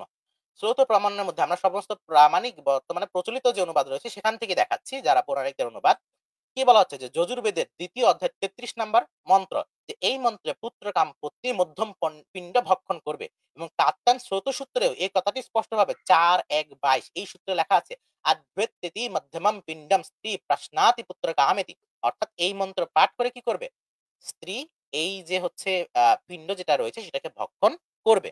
শুধু তাই নয়, যজুর্বেদের ৩য় অধ্যায়ের ৪৪ নাম্বার যে মন্ত্র সেখানেও রয়েছে যে পরে পত্নী সত্যরূপে, এটা হচ্ছে মহিধর ভাষ্য অনুযায়ী। আমরা অনুবাদটাকে প্রামাণিক বলছি না। তবে স্ত্রী যে অধিকার সেটার কথা। তিনি কি করবেন যে তাহাকে অগ্নির সমীপে আনাইয়া এই মন্ত্র পাঠ করবে। আর ডান পাশে যদি আমরা মহিধর ভাষ্য দেখি সেখানে কি বলা হচ্ছে? স্পষ্টভাবে বলা পত্ন্যা যারে কথিতে সতি এনাম পত্নীম আয়নাম প্রস্থাতা প্রঘাসিন ইতি মন্ত্রম বাচায়তি, অর্থাৎ মন্ত্র এটা পাঠ করবে। নারীর মন্ত্রাধিকার পৌরাণিক ভাষ্য দ্বারাই কি হলো, সিদ্ধ হলো। যজুর্বেদের এই একই অধ্যায় ৩য় অধ্যায়ের ৪৫ নাম্বার মন্ত্র সেই জায়গাতে কি বলা হচ্ছে, যজমান এবং যজমান পত্নী উভয় একত্রে পাঠ করবে। এখানে মহিধর ভাষ্য অনুযায়ী এটা অনুবাদ করা হয়েছে। আমরা যদি উব্বট ভাষ্য দেখি, উব্বট বলছেন পত্নী বাচন মন্ত্রহ, অর্থাৎ এই মন্ত্রটা পত্নী বলবে। আর মহিধর বলছেন যে দম্পতি দৌ বা জহুত্যাতা মিত্ব পরপক্ষঃ, অর্থাৎ হয় এটা পত্নী বলবে কিংবা স্বামী স্ত্রী দুজনেই বলবে। আমরা যেটাতেই যাই না কেন, মহিধর বলুন বা উব্বট বলুন, যার কথাই মানি না কেন, দুটোর বেলাতে কিন্তু পত্নী যে মন্ত্র পাঠ করছে তা প্রমাণিত হচ্ছে। এর পরবর্তীতে ৩য় অধ্যায় ৬০ নাম্বার যে মন্ত্র আমরা সবাই জানি যে খুবই বিখ্যাত আমাদের কি মহামৃত্যুঞ্জয় মন্ত্র আমরা যেটাকে বলি। সেখানে কি বিনিয়োগ দেওয়া হয়েছে? যারা বারবার বিনিয়োগের কথা বলেন, সেখানে মহিধর ভাষ্য অনুযায়ী বলা হচ্ছে যে এই কণ্ডিকাস্থ মন্ত্রদ্বয়ে যজমান এবং যজমান পত্নী ২ জন পাঠ করতে, করতে কি করবে? ৩ বার অগ্নি প্রদক্ষিণ করবেন। এবার আমরা যদি কাপ্তান স্রোতসূত্র দেখি, কাপ্তান স্রোতসূত্রে কি বলা হচ্ছে যে এই কাপ্তান স্রোতসূত্র শতপথ ব্রাহ্মণের ২য় কাণ্ডের ৬ষ্ঠ অধ্যায়ের ২য় ব্রাহ্মণের ১৩ এবং ১৪ নাম্বার যে কণ্ডিকা তার উপর নির্ভর করে। সেই ১৩ এবং ১৪ নাম্বারে কি বলা হচ্ছে যে আমরা সৌভাগ্যভাগী হবে এই মনে করে যজমানের কুমারীগণ সেই অগ্নির চতুর্দিকে ভ্রমণ করবেন যজ্ঞাগ্নির। আর তারপরে কি করবেন? এই মন্ত্র পাঠ করবেন। আর ১৪ নাম্বার দেখবেন, ১৪ নাম্বার লেখা আছে ইহাদের অর্থাৎ পরিভ্রমণের মন্ত্র আছে। তাদের যে পরিভ্রমণের যে মন্ত্র সে মন্ত্রটা আছে। এবং ১৫ নম্বরে আপনারা দেখবেন স্পষ্টতভাবে আবারও কি মন্ত্র পাঠের আমরা অধিকার দেখি। এই একই কথা কাত্যায়ন স্রোতসূত্রের মধ্যে আমরা উল্লেখ পাচ্ছি যে ৫ম, ৫, ১০ এবং তার ১৩ থেকে ১৬ নাম্বার। সেখানে কি বলা হচ্ছে? যে কুমারিয়া অর্থাৎ কুমারী যারা রয়েছেন, আমি আবারও বলছি, অনেকে বলেন যে স্বামীর সাথে যে পত্নী, পত্নী তো হচ্ছে স্বামীর যে ফল সেটাই পত্নী দুজনেই পাবেন যেহেতু অর্ধাঙ্গী। আর পত্নীর যে কথাটা সেটা যেহেতু তিনি তার বিবাহ হয়ে গিয়েছে, তারা হচ্ছে কি উপনয়ন নিতে পারবে। তার একবার বলে যে উপনয়ন না সরি মন্ত্র পাঠ করতে পারবে। তার একবার বলে যে মন্ত্র পাঠই করতে পারবে না, আবার বলে কিছু মন্ত্রে পাঠ করতে পারবে। আর এখন আমরা কি দেখতে পাচ্ছি কুমারী যার বিয়ে হয়নি তার কিন্তু পঠনের এখানে কথা আমরা দেখতে পাচ্ছি। অতএব কুমারী কখন পঠন করতে পারবে? যদি তার উপনয়ন ঘটে, তার যজ্ঞোপবীত থাকে। তাছাড়া তো তার পঠন পাঠনের কোনো প্রশ্নই ওঠে না। অতএব এই মন্ত্রের আমরা শতপথ ব্রাহ্মণ এবং কাত্যাং স্রোতসূত্র দ্বারাও কুমারী যে নারী যার বিয়ে হয়নি তার মন্ত্র পাঠের অধিকার পাচ্ছি এবং মন্ত্র পাঠ উপনয়নের পরবর্তীতেই যজ্ঞের বিধিতে হচ্ছে কি একদম শাস্ত্রীয়ভাবে অনুমোদিত রয়েছে। অথর্ববেদের ১৪তম কাণ্ডের ২য় যে সূক্ত তার ১৮ এবং ২৩ নম্বরের মধ্যে স্পষ্টতভাবে সায়ন ভাষ্য অনুযায়ী যদি আমরা দেখতাম, এখানে সায়ন ভাষ্যের এখানে কোনো আমরা পাচ্ছি না। সেখানে কি বলা হচ্ছে? আমরা রামগোবিন্দ ত্রিবেদীর অনুবাদ দেখি যে স্ত্রী তাকে বলা হচ্ছে যে তুই ইস অগ্নিকে পূজা কর, অর্থাৎ তার অগ্নিহোত্র করা বলা হচ্ছে। ২৩ নম্বরেও বলা হচ্ছে ইদম অগ্নিং সপারিয়তু, অর্থাৎ নারী অগ্নিকে পূজা করে, অর্থাৎ নারী কি করবে? সেই অগ্নির সপারিয়তু তার যে বলা যেতে পারে অগ্ন্যাধান কিংবা যে যজ্ঞ সেই যজ্ঞটা করবে। এই একই সূক্তের ২৪ এবং ২৫ নম্বর আমরা কি পাচ্ছি? যে নারীকে বলা হচ্ছে তু মৃগ চর্ম পর আহরণ কর আর ইন অগ্নিদেবকে সমীপ बैठ, অর্থাৎ যজ্ঞাগ্নির কাছে বসার কথা বলা হচ্ছে পৌরাণিক অনুবাদ অনুযায়ী। এবং 23 নম্বরে আমরা আবারও দেখতে পাচ্ছি যে নারী অগ্নিকে পূজা করে। নারীর অগ্নি অর্থাৎ যজ্ঞে অংশগ্রহণের কথা এখানে রয়েছে। ঐতর ব্রাহ্মণের যদি আমরা সায়ন ভাষ্য দেখি, আমি কিছুক্ষণ আগে আপনাদেরকে প্রথমে যখন শ্রীমদ ভাগবতের উদাহরণ দেখাচ্ছিলাম, যে ভাগবতের প্রথম স্কন্ধে ৪ নাম্বার যে সূক্ত, তার ২৫ নাম্বার যে শ্লোক, সেই জায়গাতে কি বলা হচ্ছে যে স্ত্রী শূদ্র দ্বিজ বন্ধূনাম ত্রয়ীনা শ্রুতি গোচরা ইতি ভারতামা আখ্যানাম মুনিনা কৃপয়া কৃতম। যে স্ত্রী শূদ্র সহিতা, এখানে সায়নাচার্য ভূমিকাতে বলছেন, ঐতর ব্রাহ্মণের ভূমিকাতে, যে স্ত্রী শূদ্র সহিতা তাদের বেদাধিকার কি নেই, যে বেদাধিকার প্রতিবন্ধত্বাৎ, বেদাধিকারের প্রতিবন্ধ আছে কাদের জন্য, উপনীত শ্রদ্ধা অধ্যয়ন অধিকারম, উপনয়ন যেহেতু নেই, এই কারণে স্ত্রী সূত্রে বেদাধ্যয়নের কি নেই, অধিকার নেই। অর্থাৎ সায়ন ভাষ্য অনুযায়ী যদি বেদ পাঠ করতে হয়, মন্ত্র পাঠ করতে হয়, তাদের কি করতে হবে, উপনীত অর্থাৎ উপনয়ন নিতে হবে। আপনারা সকলেই জানেন যে বাংলাদেশ অগ্নিবীরের পক্ষ থেকে আগামী ৩রা মে ঢাকা বিভাগে সবথেকে বড় বাংলাদেশে এই প্রথম ৫০ কুণ্ডীয় সম্পূর্ণ বৈদিক যজ্ঞের অনুষ্ঠান করা হয়েছে। আমাদের যারা এখানে অনুসারী বা যারা রয়েছেন তাদেরকে অনুরোধ করব, ঢাকা বিভাগীয় যে আয়োজন রয়েছে তার যে মন্তব্যটি, সে মন্তব্যটি যেন কমেন্টে সকলের জন্য দেন। যারা কিনা উপনয়ন অর্থাৎ দ্বিজত্ব লাভ করতে চান, পাশাপাশি এই যে বর্তমানে আপনাদের এতদিন ধরে বেদ থেকে দূরে সরিয়ে রাখা হয়েছিল, সেখান থেকে দ্বিজত্ব লাভ করে বেদের প্রচার প্রসার করতে চান, তাদের জন্য উপনয়ন অবশ্যই নেওয়া উচিত। এর পরবর্তীতে আমরা কি দেখতে পাচ্ছি যে শ্রীল প্রভুপাদ এটার অনুবাদে করেছেন যে ভাগবতের এটার যে স্ত্রী শূদ্র এবং দ্বিজ বন্ধু যারা রয়েছে তাদেরকে দ্বিজচিত যে গুণাবলী বিহীন যে ব্রাহ্মণ রয়েছেন, তাদের কি বেদের মন্ত্র হৃদয়ঙ্গম করার বোঝার ক্ষমতা নেই। এবং তার পরবর্তীতে কি বলেছেন, অল্প বুদ্ধি সম্পন্ন মানুষেরা অর্থাৎ স্ত্রী শূদ্র এবং দ্বিজ বন্ধু, অর্থাৎ তার মতে স্ত্রী শূদ্র এবং দ্বিজ বন্ধু যারা রয়েছেন তারা অল্প বুদ্ধি সম্পন্ন, অধিক মন্তব্য নিষ্প্রয়োজন। শতপথ ব্রাহ্মণের ১৪তম কাণ্ডের প্রথম যদি আমরা দেখি, অধ্যায়ের চতুর্থ যে ব্রাহ্মণ, তার ১৬ নম্বর যে খণ্ডিকা, সেখানে স্পষ্টভাবে আমরা দেখতে পাচ্ছি যে পত্নী একটি মন্ত্র পাঠ করবেন। সে মন্ত্রটি কোনটি? সেই মন্ত্রটি হচ্ছে যজুর্বেদের ৩৬তম অধ্যায়ের ২০ নম্বর যে মন্ত্র সেটি। এবং শুধু তাই নয়, সায়নাচার্য, যেই সায়নাচার্য আমরা এই যে মাত্র দেখলাম, ঐতিহ্য ব্রাহ্মণের ভূমিকাতে বলেছেন নারীর মন্ত্রাধিকার নেই যেহেতু তার উপনয়ন নেই, তিনি আবার বলছেন এইটারই, এই শতপথ ব্রাহ্মণের এই কণ্ডিকারই ভাষ্যে যে তস্ত্রীমন্তঃ ইতি মন্ত্র বাচায়তি, কি বলবে, পত্নী এই যে মন্ত্রটা যেটা রয়েছে যজুর্বেদের ৩৭তম অধ্যায়ের ২০ নম্বর মন্ত্র, এই মন্ত্রটা পাঠ করবে। অর্থাৎ এই কারণেই সায়নাচার্যের ভাষ্য আমাদের জন্য কি স্বীকার্য নয়। শতপথ ব্রাহ্মণের প্রথম কাণ্ডের ৯ম অধ্যায়ের ২য় ব্রাহ্মণের ২৩ নম্বর যে হচ্ছে কন্যিকা, সেই জায়গাতে নারীর দ্বারা বেদকে বিশ্বস্ত্র অর্থাৎ এটাকে মন্ত্র বলা যেতে পারে, মন্ত্র পাঠে একটা উল্লেখ রয়েছে। সে মন্ত্রটা কোনটা টিকাতে আপনারা দেখতে পাচ্ছেন, বার্ষ্ণেয় সংহিতার বলা হচ্ছে কোন জায়গাতে ২:২০:১ বা এখানে বলতে ২১। অর্থাৎ আমরা যদি দ্বিতীয় অধ্যায়ের এই জায়গাতে দেখি, এবং কাত্তান স্রোত সূত্রেও আছে যে বেদয়াসি এনা ত্বম দেব বেদ, এই যে মন্ত্রটা রয়েছে এই মন্ত্রটা তিনি কি করবেন, পত্নী এটা পাঠ করবেন। তৈত্তিরীয় সংহিতার মধ্যে আমরা দেখতে পাচ্ছি, তৈত্তিরীয় সংহিতাতেও স্পষ্টত ভাবে প্রথম যে আমরা দেখি কাণ্ডে, সেই জায়গাতে যে দশম যে অনুবাক, সেই অনুবাকের মধ্যে স্পষ্টত ভাবে কি বলা যায় যে প্রথম কাণ্ডের দশম যে আমরা দেখতে পাচ্ছি অনুবাক, সেই জায়গাতে স্পষ্টত রূপে পত্নীর বেলাতে যে হে অগ্নি বয়ম, বয়ম বলতে আমরা, পতি পত্নী দুইজনে মন্ত্র পাঠ করছে, এতেও কি নারীর বেদা মন্ত্র পাঠের অধিকার সিদ্ধ হয়। শুধু তাই নয়, এখন অনেকে বলবেন যে আমরা তো নারীর উপনয়ন বা নারীর কোনো জায়গাতে নারীর যে অধিকার রয়েছে এটা শ্রৌত সূত্রে কোথায় বলা আছে, শ্রৌত সূত্রে কাপ্তান শ্রৌত সূত্রে আপনারা পাবেন ১১৭ প্রথম দিক থেকেই ৭ নাম্বার যে সূত্র, সেখানে বলা আছে স্ত্রী চা বিশেষাৎ, অর্থাৎ স্ত্রীর জন্য কি যে পুং শব্দযুক্ত যেগুলি রয়েছে তার মধ্যে যদি শুধুমাত্র পুরুষের জন্য আদেশ হয়ে থাকে, তার মধ্যে স্ত্রীর আদেশটাও কি সেখানে বিদ্যমান রয়েছে।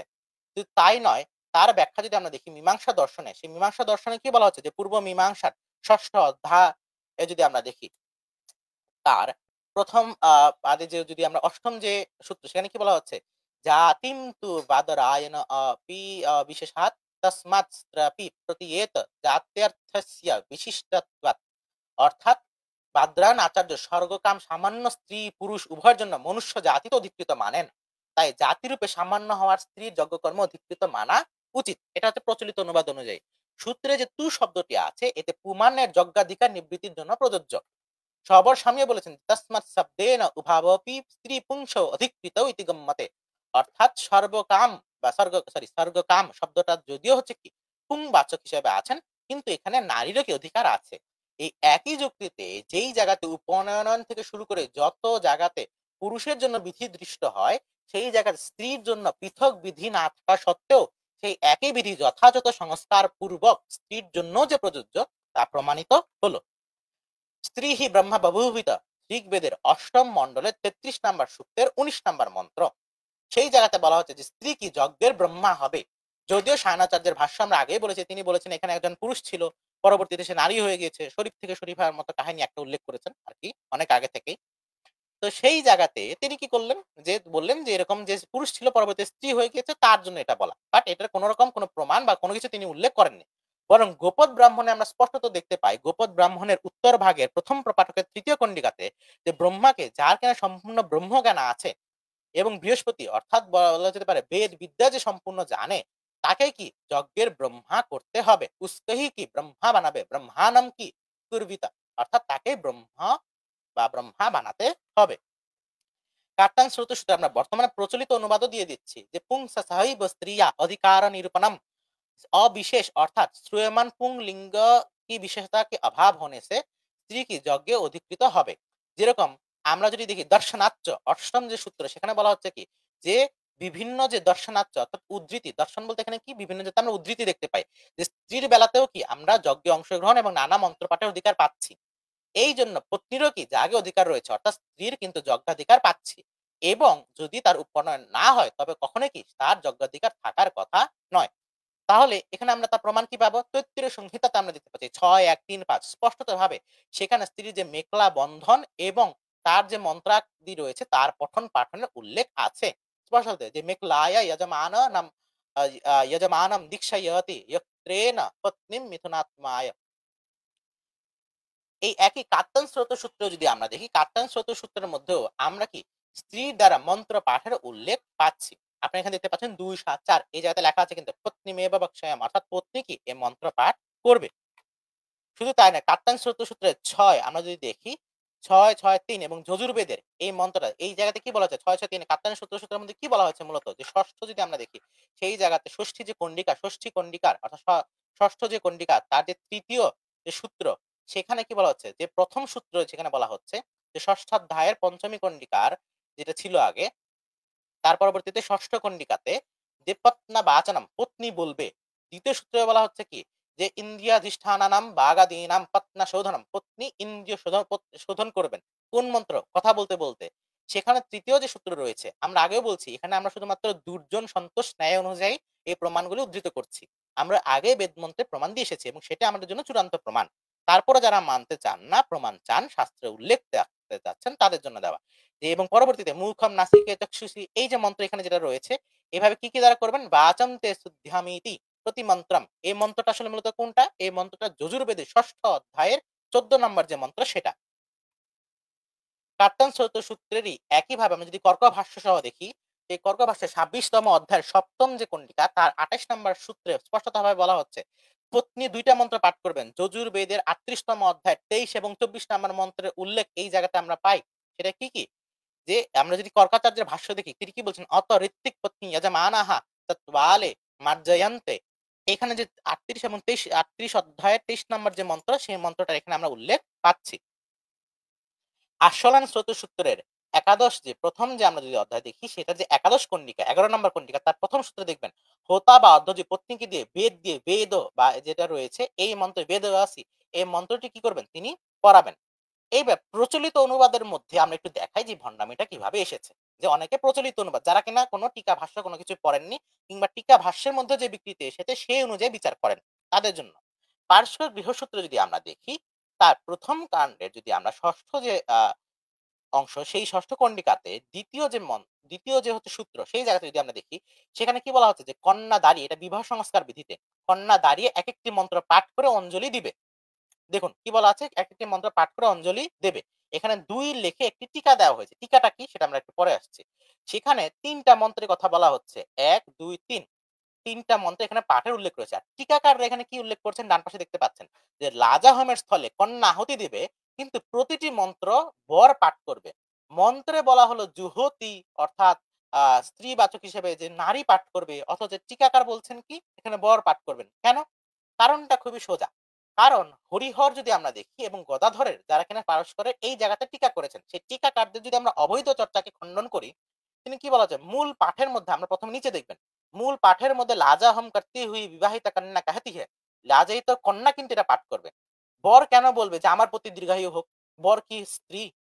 না, এই মন্ত্র মূল পাঠের মধ্যে কোথাও উল্লেখ নেই। কিন্তু হরিহর এবং গদাধর যারা কিনা পৌরাণিক এই যে সংস্কার আমরা কিছুক্ষণ আগে দেখতে পেলাম, তাদের মনে একটা ভয় ছিল যে আমরা এত বড় কাজ কিভাবে করব। এই কারণে ঋষিদের অবজ্ঞা করে, ঋষি বচনের সরাসরি বিরোধিতা করে টিকা দিয়ে তারা কি লিখলো? তারা টিকা দিয়ে লিখলো যে এগুলি মূলত কি করছে? নারী বলবে না, বরং পড়বে কে? বর। যেরকম আমরা যদি দেখি গদাধর টিকায় ইয়দ বা বর ব্রুতে, বর বলবে। এবং সেখানে কি বলেছে? অত্রেদম মন্ত্রতাম, এই যে তিনটা যে মন্ত্র রয়েছে, কন্যই বর পাঠিতা পঠতি, কন্যার হয়ে কি বর পঠন পাঠন করবে। অথচ মূল সূত্রে কিন্তু এমন কোনো কিছুই নেই। তাহলে এই হরিধর এবং গদাধরের অনুবাদ যে টিকা, এবং সেই টিকার উপর ভিত্তি করে যে বঙ্গীয় যে একটা অনুবাদ, সেই অনুবাদের এবং দেখে যারা পণ্ডিতি করেন এবং টিকা দেখান, তাদের যে বিদ্বতা কতটুকু পর্যন্ত এবং তারা যে কতটুকু ঋষি এবং সনাতনের বিরোধী সেটা সহজেই প্রমাণিত। এর পরবর্তীতে আমরা পার্শ্ব গৃহসূত্রে দেখি যে কত টিকাকাররা চাইলে পরেও এটাকে এড়াতে পারেননি। পার্শ্ব গৃহসূত্রের ১, ৮, ৭ এই জায়গাতে বিবাহের সূর্য দর্শন, দিবা বিবাহের মধ্যে যে সূর্য দর্শন রয়েছে, যে তচ্চক্ষুরে দেবহি ইদম শুক্রমুচ্চারাত পশ্যেম শারদ শাতম জীবেম শারদ শাতম, এই মন্ত্রটা, এই মন্ত্রটা পাঠ করবে। এই মন্ত্রটার ক্ষেত্রে কি বলা হচ্ছে? যে হরিহর ভাষ্যে ইত্যাদি মন্ত্র বলে বধূকে সূর্য দর্শন করাবে। এই ক্ষেত্রে হরিহর ভাষ্যে উল্লেখ রয়েছে যে বধূ বরের দ্বারা প্রেরিত হয়েও নিজেই এই মন্ত্রটি বলতে বলতে সূর্য দর্শন করবে।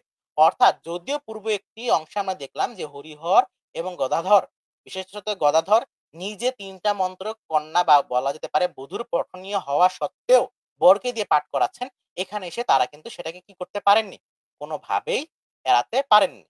বরং সে যাতে হরিয়া স্পষ্টভাবে স্বীকার করেছেন যে স্বাচ বর প্রসিতা স্বতি তত্ক্ষরিতি মন্ত্রেণ স্বয়ং পঠিতেন সূর্যম নিরীক্ষতে দিবা বিবাহ পক্ষে। শুধু তাই নয়, আমরা যদি দেখি পারস্য গৃহসূত্রের প্রাচীন টিকা, গদাধরের টিকার মধ্যে ভর্তি যজ্ঞ নামে একজন প্রাচীন টিকাকারের উল্লেখ রয়েছে। সেখানে কি বলা হচ্ছে? যে এই জায়গাতে যদিও এই যে সামঞ্জস্য এই মন্ত্রটা যদিও বর পাঠ করবে, সেই টিকার মধ্যে উল্লেখ করেছে যে ভর্তি যজ্ঞের মতে এই মন্ত্রটা বর এবং বধূ উভয়ই পাঠ করবে। এটা হচ্ছে ভর্তিযোগ্য। অর্থাৎ বলা যায় যে গদাধরের আগেও উভয়েরই মন্ত্র পাঠের অধিকার রয়েছে, এটাও কি টিকাকাররা মানত। যদিও বর্তমান সময়ে বঙ্গীয় যে সকল টিকাকার বা অনুবাদক রয়েছে, তারা এই স্বীয় সংকীর্ণতা এবং উপমণ্ডুকতার কারণে এবং নারী বিদ্বেষ বশত এই জায়গাতে বেদের মন্ত্রাধিকার প্রদান করেন না। শুধু তাই নয়, আমরা যদি দেখি গদাধরের বিরোধ, গদাধর যে প্রত্যেকটা জায়গাতে গদাধর যে বিরোধ করেছেন, তা কিন্তু গদাধর আগে যে অন্যগুলি অনুবাদ বা টিকাকার রয়েছেন পারস্য গৃহসূত্রের, যেরকম কর্ক এবং জয়রাম, তারাও কিন্তু করেননি। তারা যদি দেখি যে ১, ৯, ৫ এই জাতে কর্ক এবং জয়রামের উল্লেখ করেছেন বঙ্গীয় অনুবাদক, তিনি কি বলেছেন? যে বধূ গর্ভ কামনা করলে এই মন্ত্রে একটি আহতি কেবলমাত্র স্ত্রী দিবেন। এবং সেখানে কি দেখছি? গদাধর ভাষ্যে কি বলা হচ্ছে? যে মন্ত্র পাঠে অধিকার কেবলম পর্যবেক্ষণাধিকার। গদাধর বলছে এখানে মন্ত্র পাঠের অধিকার না, মন্ত্র পাঠ করতে বলছে, আসলে কি করবে? সে তাকিয়ে থাকবে। বাট আমরা যদি দেখি কর্ক এবং জয়রাম, সেখানে কি বলছে? তারা সিংতত্ব সারের বচন উদ্ধৃত করে বলছেন যে এই অগ্নিহোত্র যজমানের নিজেই করণীয়, অর্থাৎ স্ত্রী করবে। গভীর গৃহসূত্রের ক্ষেত্রে যদি আমরা দেখি ২, ১, ১৯ নাম্বার সূত্রে বলা আছে যে বিবাহের সময় কন্যাকে বস্ত্রাবৃতা এবং যজ্ঞ পবিত্রিনী করিয়া আনবে, এবং সেই বধূ কি করবে? মন্ত্র ব্রাহ্মণের একটি মন্ত্র পাঠ করাবে। তারা কিনা ব্রাহ্মণ এবং বেদ উভয়কেই বেদ মানেন, ব্রাহ্মণ এবং মন্ত্র সংহিতাকে। তারা বলুন তাহলে যদি স্ত্রী যদি বেদাধিকার না থাকে, তাহলে তারা কিভাবে হলো? অনেকে এই জায়গাতে বলেন যে উত্তরীয়টাকে আসলে যজ্ঞোপবীতির মতো, যজ্ঞোপবীত যেরকম থাকে উত্তরীয়টাকে যজ্ঞোপবীতের মতো করে দিতে হবে। বাট এটার কোনো রকম প্রমাণ নেই। কেন? মূল যে সূত্র সেখানে স্পষ্টত ভাবে যজ্ঞোপবীতিনী স্পষ্টত উল্লেখ রয়েছে, এবং এখানে মন্ত্র ব্রাহ্মণের দুটি মন্ত্র পাঠ করা সম্পূর্ণভাবে বিধি আমরা পাচ্ছি। তাহলে মন্ত্র ব্রাহ্মণ বেদার নাম ধেয় এই কথাটি বলে যারা উভয় পক্ষের বেদাধিকার প্রসিদ্ধ করতে চান, তারা এখানে অবশ্যই নীরব থাকবেন। দাদা এখানে একটা কথা আছে, এই এই অংশটা একটু থাকে। হ্যালো। হ্যাঁ দাদা, এই প্রমাণটা হচ্ছে আমাদের এই যে ময়মনসিংহ শাখার ওরা হচ্ছে প্রচার করে যে নারীদের যে যজ্ঞোপবীত তার অধিকার প্রমাণ করছিলেন। তো যাই হোক, তো এক মহাব্রাহ্মণ, হ্যাঁ সেই ব্রাহ্মণ, ব্রাহ্মণ না বামুন আর কি, ব্রাহ্মণকে কেন অপমান করবো, এই বামুন সে হচ্ছে এখানে দাবি করছে যে এই মন্ত্রে কোথাও কন্যা এই কথাটি নেই। এখন আমার প্রশ্ন হচ্ছে, এই যে অনুবাদটা যিনি করেছেন তিনি হচ্ছেন সত্যব্রত সাম্যশ্রমী। Am I right দাদা? হ্যাঁ। আচ্ছা, সত্যব্রত সাম্যশ্রমী সেও আপনার মতো একজন বামুন। তো সেই বামুন এখানে অনুবাদে স্পষ্ট লিখেছে, কন্যাকে বস্ত্রাবৃতা ও যজ্ঞাপরিতিনী করিয়া ভাবী পত্নী নিজাভিমুখ করত সমীপে আনিবে। এখন যদি এখানে কন্যা না বলে অন্য কারো কথা থাকে, তাহলে মানে তাদের তো আবার সম্ভবত এই যে সমকামী বিবাহ মানে মানে একটা প্রমাণ-টমাণ তারা পাচ্ছেন ইদানিং। নাহলে এটা যদি কন্যাকে না বলে একটা ছেলেকে এনে, যে ছেলেকে যজ্ঞোপবীত করাইয়া যদি আনে, তাহলে বিষয়টা কি? পুরাই হচ্ছে ডাল ভর্তা হয়ে যাচ্ছে। আবার এখানে যজ্ঞোপবীতিনী। দেখো, হ্যাঁ, আমি এটাই বললাম যে যজ্ঞ প্রভৃতিনি এটা কিন্তু হচ্ছে স্ত্রীলিঙ্গে আছে। তাহলে এখানে পুংবাচক হিসেবে কিভাবে হয়? যদি আমি এই যে এখানে লেখা যে যে কন্যাকে বস্ত্রাবৃতা এবং যজ্ঞ প্রভৃতিনি করিয়া। যজ্ঞ প্রভৃতিনি করিয়া কেন বলা হচ্ছে? কারণ আমরা যে গৃহসূত্র বা মনুস্মৃতি দেখি, সেই জায়গাতে কিন্তু কি বলা যে বিবাহ স্থির হওয়ার পরবর্তীতে রজস্বলা অতিক্রাম বা রজস্সময় অতিক্রান্ত হওয়ার পরবর্তীতে শুদ্ধাতি অর্থাৎ বলতে পারে শারীরিক শুদ্ধতা চলে আসলে পরে এর পরবর্তীতে কিন্তু বিবাহের বিধি। তা যজ্ঞোপবীতিনী যে তখন নতুন করে করা হবে সেটাই তো হচ্ছে স্বাভাবিক। আর স্পষ্টত ভাবে যজ্ঞোপবীতিনী শব্দের উল্লেখই আছে, এটা তো স্ত্রীবাচক। এখানে তো পুংবাচক বা পতির কোনো উল্লেখই নেই। মানে আর ওই যে এখানে সে তো মহাপণ্ডিত, এইজন্য হচ্ছে মানে সমস্যা, মানে সে মনে হয় চিন্তা করছিল যে দাদা স্ত্রীকে আনলাম, স্ত্রীকে এনে পতির সম্মুখে বসালাম, তা আমি ভাবলাম যে যাকে আনার কথা বলেছে এটা স্ত্রী না পতি। তাহলে পতিকে পতির সামনে আসে কিভাবে? এখানে কি সমকামী বিবাহ হচ্ছে? তো সেই সমকামী বিবাহের সমর্থক সেই ব্রাহ্মণ বাবুকে হচ্ছে আমাদের ময়মনসিংহ শাখার ওরা আমন্ত্রণ জানিয়েছে ডিবেটে। তো বাবু নাকি ২ জন ৪ জন আরো মহাপণ্ডিত নিয়ে আসবেন। বাবুকে এখনো দেখতে পাচ্ছি না। তো বাবু কোথায় এখন আমরা খুঁজে পাচ্ছি না। তাহলে একটু জিজ্ঞাসা করতাম আরকি দাদা। ব্যাকগ্রাউন্ড আমি হচ্ছে বের হলে পরে তখন দেখুন ব্যাকগ্রাউন্ড স্টেজে আছে কিনা। আছেন আচ্ছা, তিনি? আমি দেখি পরে দেখতেছি এখন না। আমি তো এখান থেকে বের হলে ব্যাকগ্রাউন্ড স্ক্রিন দেখা যায় না, আমি বাকি একটু শেষ করি, তারপর প্রমাণটুকু দেই, তারপরে হচ্ছে কারণ না হলে তো পরবর্তীতে তাদের ক্লিয়ার কনসেপ্ট হবে না। দেখা যাবে যেটা পরবর্তীতে বলার কথা ছিল সেটা নিয়ে আগেই কথা চলছে। আমি শেষ করি এই জায়গাটাতে। গভীর গৃহসূত্র যদি আমরা দেখি যে প্রথম প্রপাঠকের ৩য় খণ্ডের ১৫ নাম্বার যে সূত্র, সেই জায়গাতে স্পষ্টভাবে কি বলা হচ্ছে যে গৃহা পত্নী, এবং তিনি কি করতে পারেন যে পত্নী ইচ্ছা করলে সায়ং এবং প্রাত উভয়কালে কি হোম করিবে। এখন যদি হোম করতে চায় তবে কি দরকার? তার উপনয়ন দরকার এবং বেদাধিকার দরকার। শুধু তাই না, গভীর গৃহসূত্রের প্রথম হচ্ছে প্রপাঠকের ৩য় খণ্ডের ১৫ নাম্বার যে সূত্র, সেখানে তার উল্লেখ পেলাম। ১৭ নাম্বার যদি আমরা সূত্র দেখি, চতুর্থ প্রপাঠকের ক্ষেত্রে, সরি প্রথম প্রপাঠকের ৪র্থ খণ্ডের ক্ষেত্রে সেই জায়গা থেকে বলা হচ্ছে যে এই যে তোমার পঞ্চ মহাযজ্ঞের মধ্যে এখানে চলছে প্রসঙ্গ বলি বৈশ্যদেব যজ্ঞ। সেই জায়গাতে বলা হচ্ছে ১৭ নাম্বার সূত্রে যে দম্পতি এবা, দম্পতিও কি অর্থাৎ স্ত্রী পুরুষ এই কাজে উভয়ই কি সমান অধিকারী। তার মানে কি আমরা সবাই জানি যে এই জায়গাতে মন্ত্র পাঠের বিধান আছে, এখানেও কি আমরা নারীর মন্ত্র পাঠের অধিকার পেলাম। মন্ত্র ব্রাহ্মণের ক্ষেত্রে যদি আমরা দেখি, এখানেও কিন্তু দ্বিতীয় যে প্রথম ১-২-২ দ্বিতীয় যে খণ্ড তার যে দ্বিতীয় মন্ত্র ইয়ম নারীয় ব্রুতে, অর্থাৎ ইয়াম এই নারী ব্রুতে, ব্রুতে মানে কি বলবে, তাহলে নারী কি বলবে লাজা হোম, অর্থাৎ বিবাহের সময় আমরা যেটা দেখি যে যজ্ঞ কুণ্ডে বা অগ্নিহোত্রের মধ্যে হচ্ছে খই যেটা নিক্ষেপ করে, লাজা হোম বলতে লাজবা বলতে বোঝাচ্ছে খই। তাহলে এই যে খই যখন প্রদান করে তখন কি সেখানে মন্ত্র পাঠের বিধান মন্ত্র ব্রাহ্মণ দিয়েছে। কেন নারী মন্ত্র পাঠ করবে, কেন নারীর মন্ত্র বর পাঠ করবে, সেই বিষয়ে অনেক একটা কুযুক্তি থাকে কি, যে অনেকে বলেন যে নারী পুরুষ, নারী হচ্ছেন কি পুরুষের অর্ধাংশ, নারী পুরুষ মিলে হচ্ছে সম্পূর্ণ অর্ধেক। একটা সম্পূর্ণ যদি আমি বৃত্ত ধরি, বৃত্তের অর্ধেক হচ্ছে পুরুষ, বাকি অর্ধেক হচ্ছে নারী। তাহলে যদি নারী পুরুষ উভয় একজন আরেকজনের পরিপূরক হয়, তাহলে নারীর যে মন্ত্র আছে সেই মন্ত্রটা পাঠ করলে পরে কি হবে, যে বধূ কর্তৃক এবং মন্ত্র পাঠ হয়েছে, অর্থাৎ সেই মন্ত্রের মধ্যে যদি আমরা দেখি নারীর মন্ত্র পুরুষ পাঠ করলে কি দোষ নেই। অথচ প্রত্যেকটা মন্ত্র বা প্রত্যেকটা সূত্রের মধ্যে যেই জায়গাতে স্পষ্টত ভাবে বলা যে বধূ কর্তৃক মন্ত্র পাঠ হবে, সেই জায়গাতে সেই মন্ত্র বরকে দিয়ে পাঠ করানো সরাসরি শাস্ত্র বিরোধিতা এবং ভগবত বাক্যের বিরোধিতা। কাঠক গৃহসূত্রের ক্ষেত্রে আমরা দেখি ২৫তম যে অধ্যায় সেই জায়গাতে ৩২ থেকে ৩৭ নম্বর যে সূত্র সেই জায়গাতে স্পষ্টভাবে কি বলা, সেই জায়গাতে নারীর যে মন্ত্রপাঠ সেই মন্ত্রপাঠে কিন্তু উল্লেখ রয়েছে। এবং তার যদি আমরা টিকা দেখি, কর্কের যে টিকা, সেই যে কন্যা ইয়াপা মন্ত্র বর্ণাত, অর্থাৎ কন্যা কি করবে, যে মন্ত্রে যে বর্ণ রয়েছে, মন্ত্রে বর্ণিত যে মন্ত্রগুলো রয়েছে, সরি সূত্রে বর্ণিত যে মন্ত্রগুলি রয়েছে সেগুলিকে কি করবে, কন্যা জপ করবে। লৌগাক্ষী গৃহসূত্র তার ২৫তম অধ্যায়ের ৪ নম্বর যে সূত্র সেই জায়গাতে কি রয়েছে, সেই জায়গাতে মন্ত্র পাঠের বিধান রয়েছে। আশাসনাম সৌমানসাম প্রজাম সৌভাগ্যম রইম। এই মন্ত্রটার ব্যাখ্যাতে কিন্তু আমরা যদি দেখি দেবপাল কি ভাষ্য করেছেন, তিনি দেবপাল স্পষ্টভাবে ভাষ্য করেছেন তাশ্চ দেবতা মন্ত্রাত্তরে স্ব নামনৈব পাত্তাহা, এই স্পষ্টভাবে এই মন্ত্র উল্লেখ রয়েছে। যারা এটার অনুবাদক রয়েছে বা টিকাকার রয়েছে তারা খুবই চালাকির সহিত এই জায়গাতে এটা উল্লেখ করেননি যে এটা আসলে কোন জায়গার মন্ত্র। উল্লেখ না করার কারণ হচ্ছে যদি এটাকে বলে দেওয়া হয় যেটা বেদ মন্ত্র তাহলে কিন্তু বেদে নারীর যে অধিকার রয়েছে সেটা প্রসিদ্ধ বা প্রমাণ হয়ে যায়। আমরা সেটা বের করেছি যে এই মন্ত্রটা মূলত হচ্ছে অথর্ববেদের 14তম কাণ্ডের প্রথম সূত্রের 42 নম্বর মন্ত্র। সেখানে কি বলা হচ্ছে যে পত্নী কিন্তু একই, এবং আমরা স্ক্রিনে সেটা দেখিয়ে দিচ্ছি। দুটো মন্ত্র কিন্তু কি হুবহু এক। লৌকিক গৃহসূত্রের 25তম অধ্যায়ের 32 নম্বর যে সূত্র রয়েছে তার ব্যাখ্যাতেও কিন্তু আমরা এগুলি পাচ্ছি।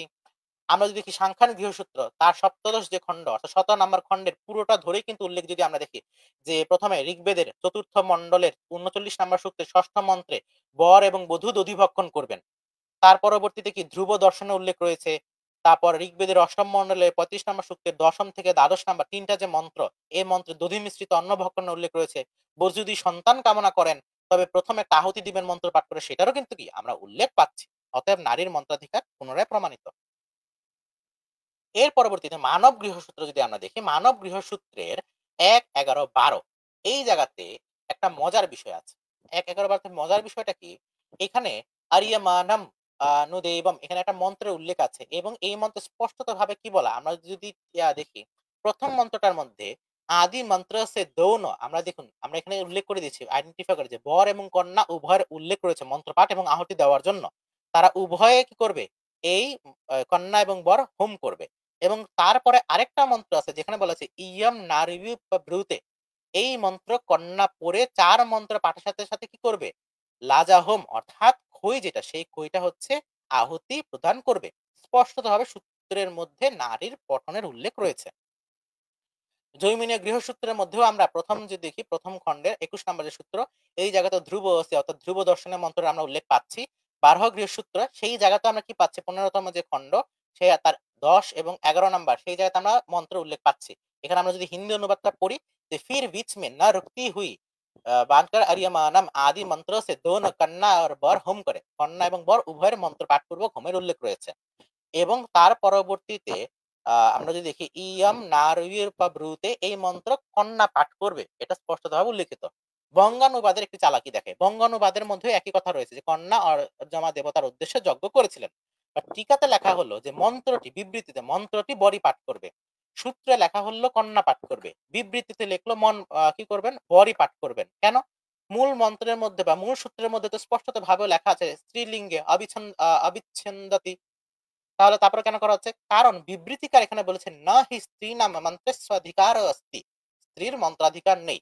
তাহলে আমরা কার কথা মানবো? যিনি কিনা হচ্ছে ঋষি ছিলেন বা বলা যেতে পারে যারা কিনা মুনি, যারা সূত্র রচনা করেছেন তাদের কথা মানবো নাকি পরবর্তীকালে বৃত্তিকারদের কথা মানবো? এই কারণে আমরা বলি যে বঙ্গানুবাদে যে বিবৃতি বা যেগুলো কিনা বেদ বিরোধী বিধি রয়েছে সেগুলো অমান্য। বারহ গৃহসূত্রের মধ্যে যদি আমরা দেখি 16তম খণ্ডের 9 নম্বর সূত্রে স্পষ্টতভাবে বলা যে বর এবং বধূ, পতি এবং পত্নী দধি এবং মধু মিলিয়ে একসাথে খাবে কিংবা হবিষ্যান্ন খাবে। এবং সেই জায়গাতে স্বস্তি ব্রূহি এই একটা মন্ত্র এই তিনজন মিলে করবে যে ফির ব্রাহ্মণ সহিত তিন, অর্থাৎ তিনজন ব্যক্তি কে কে, পতি পত্নী এবং ব্রাহ্মণ মন্ত্রের মন্ত্রে কি পাঠ করবে এবং সেখানে এই মন্ত্রের দ্বারা আহুতি প্রদান করবে বা হবিষ্যান্ন বা এই যে মধুপর্ক সেটাকে ভক্ষণ করবে। ঋগ বিধান শৌনকে বলা হয়, যেটাকে বলা হয় শৌনকাচার্যের ঋগ বিধান। যদি এই নামটি দ্বারা অনেকে আবার বেদের অনধিকারেও প্রদান করতে সচেষ্ট থাকেন। এই শৌনকীয় ঋগ বিধানে কি বলা হচ্ছে? শৌনকীয় ঋগ বিধানের আমরা যদি দেখি যে তৃতীয় অধ্যায়ের ক্ষেত্রে 22তম যে খণ্ড সেই জায়গাতে 117 এবং 118 তে ইমামিতি জপেত কন্যা নাভিমালভ্যানিত্যসা এবমাপে জপেদ্ধাত্যাম তত দীর্ঘায়ুষৌ নৌতৌ, অর্থাৎ ঋগ্বেদের দশম মণ্ডলের 84 নম্বর সূক্তের 45 নম্বর যে মন্ত্র, এই মন্ত্রটি জপ করবে এবং পতিও জপ করবে, দুইজনে উল্লেখ রয়েছে এবং উভয় কি করবে দীর্ঘায়ু হবে। ঋগ্বিধানের 4র্থ অধ্যায় 12তম খণ্ডের 63 নম্বর সূত্রেও কিন্তু বা 63 নম্বর শ্লোকে একই কথা উল্লেখ রয়েছে। সেই জায়গাতে একটি মন্ত্র উল্লেখ রয়েছে ইমাম, এটি হচ্ছে ঋগ্বেদের দশম মণ্ডলের 145 নম্বর সূক্ত। সেখানেও কিন্তু কি পত্নীর দ্বারাই এই মন্ত্রটি স্পষ্টভাবে পঠনীয় বলা হয়েছে। তাণ্ড ব্রাহ্মণের ক্ষেত্রে যদি আমরা দেখি তাণ্ড ব্রাহ্মণের ক্ষেত্রে 5, 6, 15 এই জায়গা থেকে বলা আছে পরিকুম্ভন্য মার্জালিয়াম, এখানে একটা মন্ত্র রয়েছে, এই মন্ত্রটা কি করবেন ইদম মদিধ্যাদম, এই যে ইদম মধ্যিদ্বম এই মন্ত্রটা কি করবে এটাকে পাঠ করতে হবে। কারা পাঠ করবে? যজমান সহযোগ ঘোষা, অর্থাৎ যজমান পত্নী সহিত এখানে কি করবে এখানে থাকবে এবং সে পত্নী কি করে পাঠ করবে। আমরা যদি অনুবাদটা দেখি সায়ন ভাষা অনুবাদ যে যজমান কর্তৃক কৃষ্ণগম্য স্ত্রীগণ উদক কুম্ভ অর্থাৎ জলপূর্ণ পাত্রযুক্ত মার্জালীয় কল্পিত স্থানগত বেদিকে ধারণ করে নিয়ে যাবেন এবং ইদম মদ্ভিদম মধু এই মন্ত্রকে স্তুতিপরক ভাবে উচ্চারণ করে পুরো পুরো বারবার কি করবেন, কুম্ভ ধারণ করবেন এবং চতুর্দিকে নিত্যরত হয়ে বিরাজমান থাকবেন। অর্থাৎ এই জায়গাতে কি করবেন, কলস বা মন্ত্র পাঠের আমরা কিন্তু উল্লেখ পাচ্ছি। আশ্বলান গৃহসূত্রে ৩-৪-৪ এই জায়গাতে গার্গী, বাচকবি, বরবা, সুলভা, মৈত্রী এদের উল্লেখ আমরা এখানে স্পষ্টত ভাবে পাই। আপস্তম্ভ সূত্র সূত্রে বলা হচ্ছে যে, অনেকে বলবেন তাহলে আমরা নারীর বিধি নিয়ে এবার আসি। যে আপস্তম্ভ সূত্র সূত্রে বলা স্বর্গ কাম জ্যোতিষ্ঠেমন ইয়াজেত, যে স্বর্গ কাম যারা স্বর্গ কামনা করেন তারা জ্যোতিষ্ঠম যজ্ঞ করবেন। এই যে জ্যোতিষ্ঠম বা স্বর্গ কাম শব্দটি হচ্ছে পুংলিঙ্গে, তাহলে নারীরা কি স্বর্গ চাইবে না বা তারা কি যজ্ঞ করবে না? এটির ব্যাখ্যাতে বা এটির বলা যেতে পারে ক্লিয়ার করার জন্য মহর্ষি জৈমিনী পূর্ব মীমাংসায় আমরা আগেও বলেছি যে জাতিম তু বাদ্রায়ণ অবিশেষাৎ তস্মাৎ স্তরপি পতীয়তে জাত্যর্থস্য বিশিষ্টত্বাৎ, অর্থাৎ কি করবেন, সকল স্ত্রী পুরুষ উভয়ের জন্য কি মনুষ্য জাতিতে অধিকৃত যজ্ঞাধিকার রয়েছে। শুধু তাই না, প্রচলিত অনুবাদের মধ্যে আমরা সবর ভাষ্য যদি আমরা দেখি, সবর ভাষ্য বলেছেন তসমাৎ শব্দেন উভাবপি স্ত্রীং পুরুষ অধিকৃত ইতি গম্যতে, স্বর্গকাম শব্দ দ্বারা স্ত্রী পুরুষ উভয় অধিকৃত, অর্থাৎ দুইজনকে কি এখানে বোঝানো হয়েছে। কেউ কেউ বলেন শাস্ত্রে কি বিধি অর্থাৎ উপনয়ন থেকে শুরু করে যজ্ঞের বিধি শুধুমাত্র পুংলিঙ্গবাচক পাওয়া যায়, তাহলে স্ত্রীর জন্য যে বিধি রয়েছে সেটাকে আমরা কিভাবে মানবো? তারা যে যথার্থভাবে অষ্টাধ্যায়ী বা আমাদের যে বেদাঙ্গ বা ব্যাকরণ রয়েছে তাকে পড়েন নাই সেটা সহজে বোঝা যায়। উত্তরে বলতে হয় যে অষ্টাধ্যায়ীর আমরা যদি দেখি প্রথম অধ্যায়ের দ্বিতীয় পাদে যে সূত্র রয়েছে ৬৭ নম্বর সূত্র, সেই জায়গাতে বলা হচ্ছে পুমান স্ত্রিয়া, অর্থাৎ পুংলিঙ্গ যে বাচক শব্দ তার সাথে কি স্ত্রীলিঙ্গ শব্দ কি শেষ হয়ে যাবে। তা স্ত্রীলিঙ্গ এবং পুংলিঙ্গ একই শব্দের মাধ্যমে কি বোঝা যাবে, যেমন ব্রাহ্মণ শব্দ শেষ থাকবে তাই ব্রাহ্মণও বলতে ব্রাহ্মণ এবং ব্রাহ্মণী উভয়কে বোঝানো হয়ে থাকে। ব্রাহ্মণাশ্চ বলতে কি বোঝানো হচ্ছে, ব্রাহ্মণ এবং ব্রাহ্মণও দুইজনকেই। কুক্কুট বলতে যেরকম কুক্কুটি এবং কুক্কুটও দুইজনকে বোঝানো হয়। এবং শুধু তাই না, অষ্টাধ্যায় যদি আমরা দেখি যে যদি দেখি দ্বিতীয় অধ্যায়ের প্রথম পাদে ৬৬ নম্বর যে সূত্র, সেই জায়গাতে কিন্তু ইউবা খালাতি পলিত বলি নজর এই জায়গাতে কিন্তু এই একই উল্লেখ রয়েছে এবং মহাভাষ্যের মধ্যেও নারী এবং পুরুষ উভয়েরই কি বোধের উল্লেখ রয়েছে। অর্থাৎ যেই জায়গাতে যুবা শব্দের উল্লেখ রয়েছে, যুবন শব্দের উল্লেখ রয়েছে, এই জায়গাতে যুবা খালতি, যুবা পলিতা অর্থাৎ নারী এবং পুরুষ উভয়েরই উল্লেখ, স্ত্রীলিঙ্গের কথাও এখানে আমরা উল্লেখ পাচ্ছি, অর্থাৎ স্ত্রীর অন্তর্ভাব রয়েছে। বাল্মীকি রামায়ণের অযোধ্যা কাণ্ডের ২০তম স্বর্গের ১৫ নম্বর যে শ্লোক, সেই জায়গাতে বলা হচ্ছে যে কৌশল্যা কি করেছেন, হৃষ্টচিত্রে মাঙ্গলিক মন্ত্রোচ্চারণ পূর্বক মন্ত্রে বা মূল হচ্ছে মন্ত্রোচ্চারণ পূর্বক অগ্নিতে আহুতি দিচ্ছিলেন। মূল শ্লোকে কি লেখা, অগ্নিম জুহতি স্মা তদা মন্ত্রবৎ কৃতমঙ্গলা। বাল্মীকি রামায়ণেরই পঞ্চম অর্থাৎ সুন্দর কাণ্ডের ১৪তম স্বর্গের ৪৯ নাম্বার যে শ্লোক, সেই জায়গাতে হনুমান কি চিন্তা করছেন যে নিশ্চয়ই সীতা এই নদীতে সান্ধ্য পোষণার জন্য আগমন করবেন, তাহলে সান্ধ্য পোষণ তো বিদগ্ধ মন্ত্র করতে হবে। অষ্টাধ্যায়ীর তৃতীয় যদি আমরা দেখি, তৃতীয় অধ্যায়ের তৃতীয় পাদের ৩১ নম্বর সূত্রের মহাভাষ্যে পতঞ্জলি মুনি বলছেন যে সেই জায়গাতে কি উপাধ্যায় এবং উপাধ্যায়া দুজনের উল্লেখ আছে। উপাধ্যায় অর্থাৎ উপাধ্যায় বলতে কি পুরুষ এবং উপাধ্যায় বলতে স্ত্রী, দুইজন উল্লেখ আছে। অর্থাৎ উপাধ্যায় বলতে কি বলেন, যারা কিনা বেদাদিদের পঠন পাঠন করান। এখন অনেকে বলতে পারেন উপাধ্যায় বলতে তো আসলে বেদই যে পড়াতে হবে তার কি প্রমাণ আছে? উপাধ্যায় বলতে হতে পারে পুরুষ হচ্ছে গিয়ে বেদ পাঠ করাবে, স্ত্রী হচ্ছে অন্যাদি বিষয়গুলি পড়াবে। হতেই পারে, যেরকম শিক্ষক বলতে যে আমি সবাইকে এই যে একদম বলা যেতে পারে তার সব সাবজেক্ট পড়াবে তা তো না। তাদের জন্য মনুস্মৃতির একটি প্রচলিত অনুবাদে আমরা উদ্ধৃত করব দ্বিতীয় অধ্যায়ের ১৪১ নাম্বার শ্লোক। কি বলা হচ্ছে, যিনি উপজীবিকার জন্য মন্ত্র ব্রাহ্মণাত্মক, আমি আগেও বলছি যে এটা প্রচলিত অনুবাদ, বেদের একাংশ কিংবা বেদাঙ্গ গুলিও পড়ান। বেদাঙ্গের মধ্যে শিক্ষা কল্প ব্যাকরণ, শিক্ষা মানে কি কল্প ব্যাকরণ নিরুক্ত ছন্দ জ্যোতিষ, ছন্দের কথা বলুন, ছন্দের মধ্যে মন্ত্র আছে, কারণ মন্ত্র ছাড়া ছন্দ পাঠ হবে না। নিরুক্তের মধ্যেও বেদ মন্ত্রের উল্লেখ আছে এবং ব্রাহ্মণের উদ্ধৃত আছে। কল্পের মধ্যে তো ভুরি ভুরি বেদ মন্ত্রের উল্লেখ আছে, শিক্ষার মধ্যেও বেদ মন্ত্র বা হচ্ছে সূত্রের নিয়মগুলি আছে। যদি কেউ মন্ত্রোচ্চারণ শেখাতে চায় শিক্ষা এবং ছন্দ অনুযায়ী, উপাধ্যায়া নারী, তাহলে সে যদি বেদাধিকারী না থাকে তাহলে কিভাবে তাকে উপাধ্যায় হবে? আর উপাধ্যায়া শব্দের উল্লেখ যেহেতু আমরা মহাভাষ্যে পাচ্ছি, তার মানে কি নারীও উপাধ্যায় হতে পারে, তাকে উপাধ্যায়া বলা হচ্ছে। এর মাধ্যমে কি নারী স্ত্রীর যে বেদাধিকার, তার যে শিক্ষণের অধিকার, তার উপনয়নের অধিকার আমরা স্পষ্টভাবে প্রমাণ পাচ্ছি। বাল্মীকি রামায়ণের যুদ্ধকাণ্ডের ৮১ নাম্বার স্বর্গের ৩৪ নাম্বার শ্লোকের একটা মাদ্রাস সংস্করণ দেখাই। বর্তমান সংস্করণে আমরা দেখতে পাই যজ্ঞোপবীতেন মার্গেণ স্থিন্না তেন তপস্বিনী, অর্থাৎ কি করা হচ্ছে যে স্পষ্টত রূপে এখানে আহ যে মেঘনাথ সীতাকে যজ্ঞোপবীত ধারণের স্থান দিয়ে ছেদ করছে। আর মাদ্রাজ সংস্করণের মধ্যে লেখা আছে যজ্ঞোপবীত মাধুয়া তেন তপস্বিনী। সীতার যজ্ঞোপবীতকে হচ্ছে সে ছিন্ন করছে। দুটো আলাদা। তবে আমরা এটা জাস্ট উল্লেখ করলাম যে নানা জায়গার পাঠভেদের মধ্যেও কি সীতার যজ্ঞোপবীতের এরকম একটা উল্লেখ পেলাম। এটা যদি কেউ মানতে চান ভালো, না মানতে চাইলে আমাদের তেমন কিছু আসে যায় না। নারীরা তাহলে যজ্ঞের মন্ত্র পাঠ করছে কিভাবে যদি নারীর বেদাধিকারী না থাকে? কেননা মনুস্মৃতি ২য় অধ্যায়ের ১৭২ নম্বর শ্লোকে স্পষ্টতভাবে বলা, মৌঞ্জি বন্ধন অর্থাৎ উপনয়নের পূর্ব পর্যন্ত, যেটা অনেকে বলেন শ্রদ্ধা অর্থাৎ সাধ্য সম্বন্ধীয় বেদ মন্ত্র ছাড়া, এটা প্রচলিত অনুবাদ এবং প্রচলিত মান্যতা অনুযায়ী আমরা বলছি, দুর্জন সন্তোষ নেয় অন্য কোনো বেদ বাক্য উচ্চারণ করতে পারবে না। উপনীত হয়ে বেদ অধ্যয়ন করতে হবে, তখনই কি তারা বেদ মন্ত্র উচ্চারণ করতে পারবে। তাহলে এই যে কুমারীর, আমরা শতপথ ব্রাহ্মণের প্রমাণ দিয়ে কুমারীর যে যজ্ঞে মন্ত্রাধিকার পেলাম, তারপর হচ্ছে উপাধ্যায়ের উল্লেখ পেলাম, বিভিন্ন জায়গায় যে নারীর মন্ত্রাধিকার পেলাম, সেটা কখন হবে? একমাত্র যদি তার উপনয়ন সংস্কার হয়ে থাকে। অনেকে মনুস্মৃতি শ্লোক প্রদর্শন করেন যে বিবাহই হচ্ছে নারীর উপনয়ন সংস্কার। তাহলে তাই যদি হয়ে থাকে, তাহলে বিবাহ যদি নারীর উপনয়ন সংস্কার হয়ে থাকে, তাও তো আপনাকে মেনে নিতেই হচ্ছে যে সমস্ত নারী যাদের বিবাহ হয়েছে তারা বেদ মন্ত্র পাঠ করতে পারবে, তারা পৌরোহিত্য আদিও করতে পারবে। কেন? আপনারা নিজেরাই বলছেন যে বিবাহই হচ্ছে কি নারীর উপনয়ন স্থানীয় সংস্কার। আর যদি বলেন যে না, শুধুমাত্র সেটাকে প্রশংসাত্মক ভাবে বলা হয়েছে, তাহলে তো আগে অবশ্যই আপনাকে কি করতে হবে? নারীর বেদাধ্যয়নের অধিকার দিতে হবে। এইবার বীর মিত্রদয় নামে যে গ্রন্থ রয়েছে তার সংস্কার প্রকাশের ২য় খণ্ডের পৃষ্ঠা নাম্বার যদি আমরা দেখি, সেটা কত? পৃষ্ঠা নাম্বার খুব সম্ভবত ১৪২। আমার এদিকে দেখাচ্ছে না, যাই হোক। সেই জায়গাতে আপনারা দেখতে পাচ্ছেন মন্ত্রের যে মনুর যে অমন্ত্রিকা অর্থাৎ নারীর যে সমস্ত কর্ম সেটা অমন্ত্র, মন্ত্র ছাড়া হবে, এটা অনেকে উল্লেখ করেন।